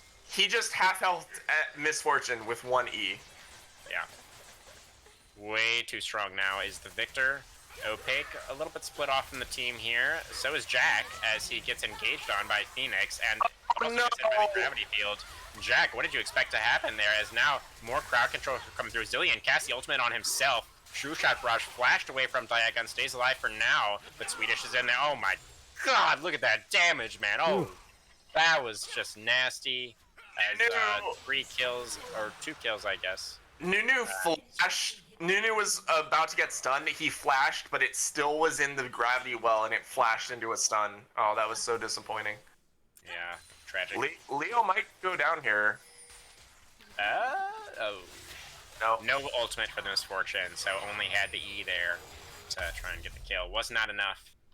And They just popped her ult there trying to go for Leo, but the gravity well definitely disengaged there for her. yeah, and they have Cloud Soul now. Cloud Soul for Team Body Pillows. So that Victor ultimate is gonna be on a very low cooldown, and he's gonna be really fast when he uses it. So Let's see. It's on a 46-second cooldown. Okay. And oh, he did it. The crazy madman did it. The We see Medjais. it's only got 6 stacks right now, but it'll get more. Well, that's official, right? That officially makes him player of the game, I think. Really, Oh, no yeah. more debate to be had. Yeah, it's if you get Medjais, you're officially the MVP. Yeah, that's it. I Done don't deal. I don't make the rules. I just follow them. Exactly, yeah. As they are dealing with some super minions here in the team counter target spell base. Misfortune just doing the best she can, trying to keep those Nexus towers alive. See what the next target is going to be here from the Body Pillows. I really think they should be more than capable of just brute forcing the win at this point. I don't think any more buffs should be necessary. Should have more than enough damage as... Oh, the Zenith Blade can't quite connect there. Also, Solar Flare just barely going wide. But they should be able to pick up this tower, or just about. Zillion is extremely low, taking a lot of this poke damage. Red team's turret has been destroyed. Yeah, it's 16,000. I just looked at the gold lead. Okay. It's absurd. It's completely absurd. Yeah, if by some miracle counter target spell wins, I will be impressed and I will eat all of my hats. Yes. As Diagons once again goes down here to the victor. How many pages? 10 pages in the book. how high, how far, how many do we think he can get before they end? He's probably going to get at least a couple more here as Apricot, extremely low, commits the Nether Grasp and lines himself up perfectly for a Mystic Shot as he goes down. Brazilian ultimate keeps Aiden alive for now, but will it be for long? He dashes back into the fountain, tries to stay alive. Nice solar flare straight onto Jag's head, going in with the Zenith Blade. A little bit of a funny looking flash there, but I gotta say, we've seen some ballsy Phoenix plays by Leo here. Oh, He's gone deep several times. He had to flash out of the fountain there. Yeah, he's had some very, very aggressive looks, no doubt about it. It was a nice looking bullet time, but when Misfortune casts bullet time, she stands in one place, and when Misfortune stands in one place, then 14 kill Victor walks at her and one-shots her. So that is what happens. Yeah, that is definitely what happens. And yeah, congratulations to Team Rylionns Body Pillows. They did their man proud. He unfortunately, tragically, was not able to cast the series with us here. But he is here in spirit as his namesake team took the 2-1 victory in the series today. Should we see if he can hop in for the MVP interview? Mr. Pancakes? Mr. Pancakes? What? Swedish Oh, Pancakes? you mean What are Rylionn? we talking about? I meant Rylionn, but yes, we should. I think we should. his internet is still down, though. I It's think. still down? Yeah. Oh, God. Okay, well, pull in Swedish, I guess. Well, we have to. We're actually gonna bring up the poll here because we do. Right. Oh, Bring gotta up get the fan vote. poll. Yeah, very important. Yeah. MVP. I feel like game 1 was very obviously Aki. Game 2 was very kind of fluid. I still don't really know who I would say that was the MVP for game 2. It was kind of like a team effort. Game 3 I definitely think is Swedish here. He's 13-1, and I mean the next person on his team has 2 kills. Like, come on, man. Look, he's got 6K gold more than anyone else on his team. Just insane. That's yeah, I mean, crazy. he was dominating from so early on in that match. And how many times did he win like fights where he was outnumbered? He had multiple 2v1s. Oh yeah, it was just he was unstoppable. All right, I'm gonna give 3 minutes for this poll, and it is gonna go live here in a second. Go ahead and vote for your MVP of the series. I did put the champion names right next to their names. If did forget who was who in at least that game. Thank you. I also gotta say, you know, as we're talking to fill time on the poll right now, what are we looking forward to the next week? The coming up tomorrow, this weekend on the Gap games.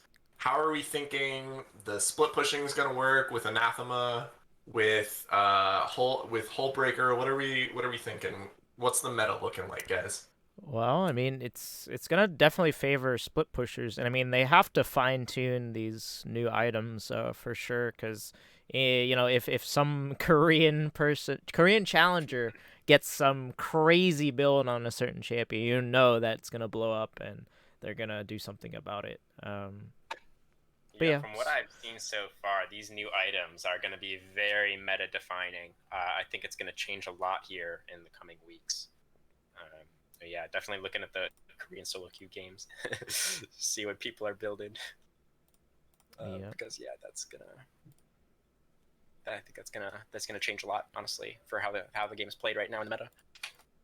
For sure, and there's about a minute and a half for this poll, and it looks like Swedish is in contest with Set or on Opaque. It's very close. It's very close.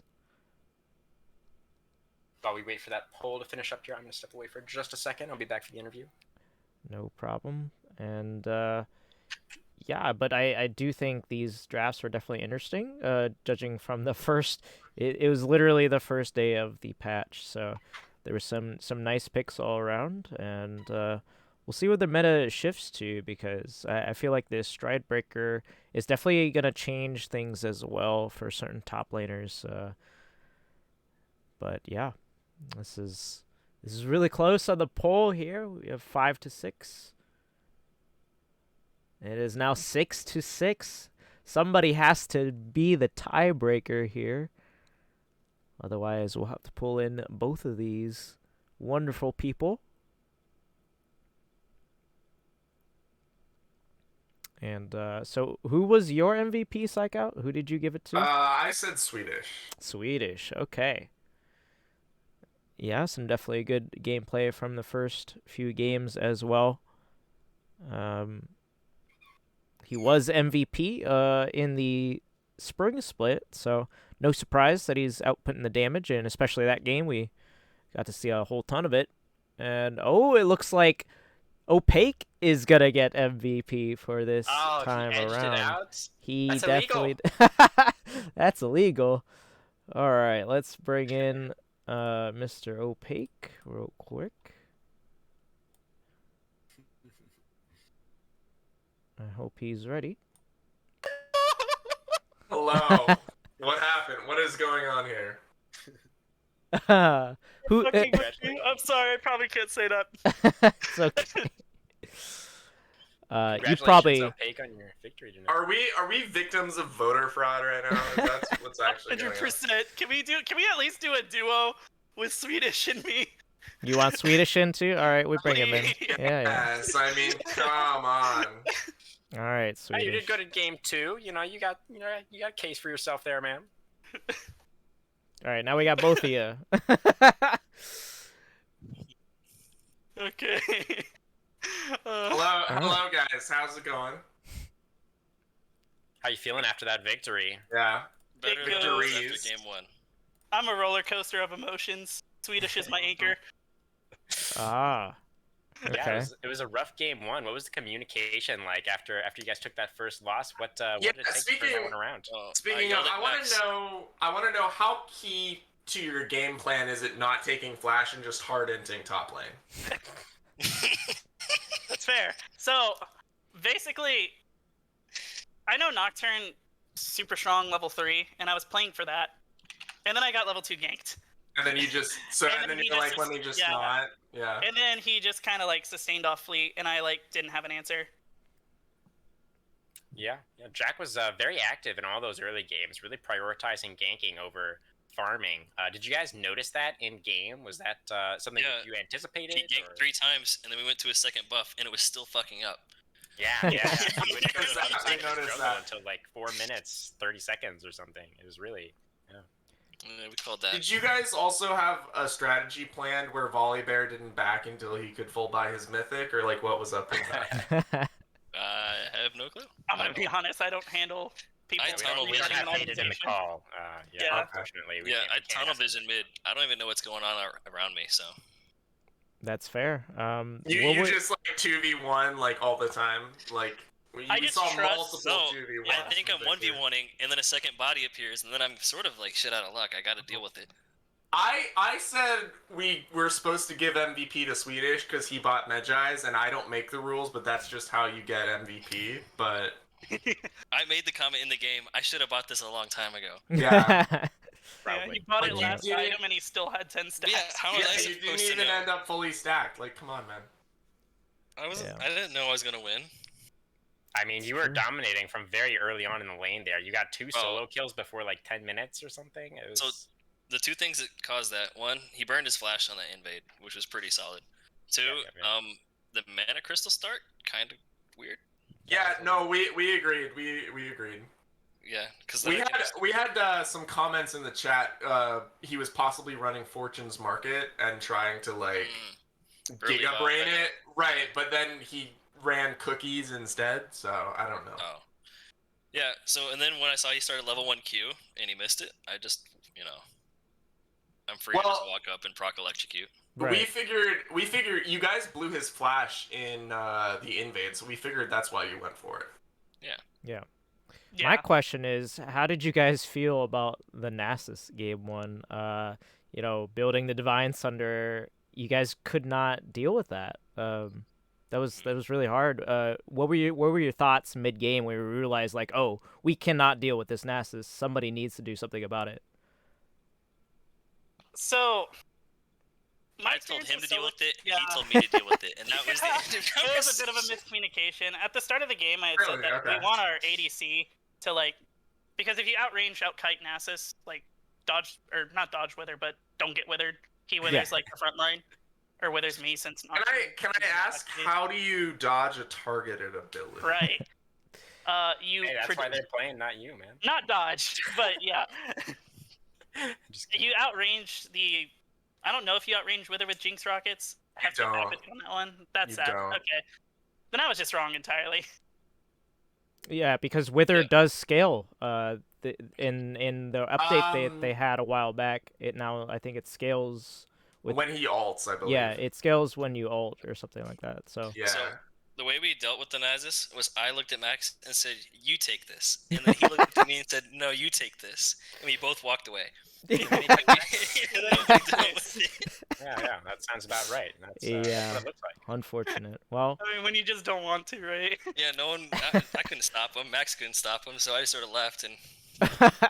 well, because GG, go next. I kind of expected you guys to at least like try to four-man the Nasus or send the full team at him before any objective came up, but it just didn't happen. But you guys had a great comeback after that game, so congrats to you guys. Definitely. All right. Any other questions from our casters to these two MVPs of the night? I'm trying to think. How this is more about top lane. How do you think things are gonna shape up with the new items? That. So, with the Stridebreaker changes, I do think Stridebreaker Nocturne is good. Not my best showing, but Right. I still think it's pretty good.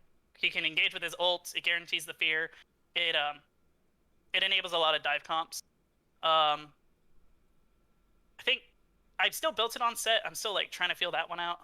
I don't think you would go Trinity Force or Divine Sunderer yet, because you can still ult in a team fight and then get AoE Stridebreaker, but you also E anyways. It seems a little overkill, but then you're also getting more stats with it. Mm-hmm. Yeah, an interesting one. Makes sense. And then like, what is it? Gnar being pick ban. I still think Gnar can go Stridebreaker because he can E in. I actually think Renekton I heard. can E in with Stridebreaker. I know this is more of a jungle pick, but I heard it's like pretty choice with Jarvan. Huh. Yeah, basically champions that have a dash in their kit, so or have some form of gap close. Makes sense. So, I the think- 200 more HP is really nice. I think was it up 200 to 400? Yeah. It's a lot, and then Yeah. the slow is like crazy busted now. Yeah, it's like but- 90% decaying. It's Yeah. Yeah, that's why, and that's why it's good on Jarvan. And then I heard something like they buffed his shield too.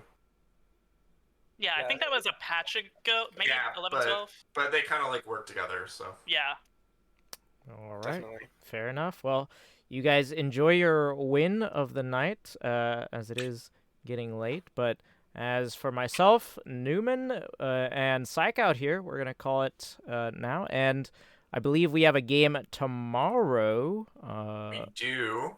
Yeah, let me try to pull up who it is because I do not remember. And I believe it's going to be. Let's see. That's the wrong one. There it is. Yeah, we do have. Looks like it's going to be another best of 3. Team Exiles, which is Gold Blue, versus Gaming Club Aqua, which is obviously Aqua. And that's going to be at 9:30 Eastern. So stick around. We'll see you guys tomorrow. That is going to be Duckmark and Rylionns, hopefully, who has his internet back up and working by that time. But as for myself, the casters, crew, everyone have a great night. Yeah, if not, someone better teach Duckmark how to stream and fast. For Thank y'all sure. for streaming. Y'all have a good night. It was a pleasure, guys. Good night. Bye.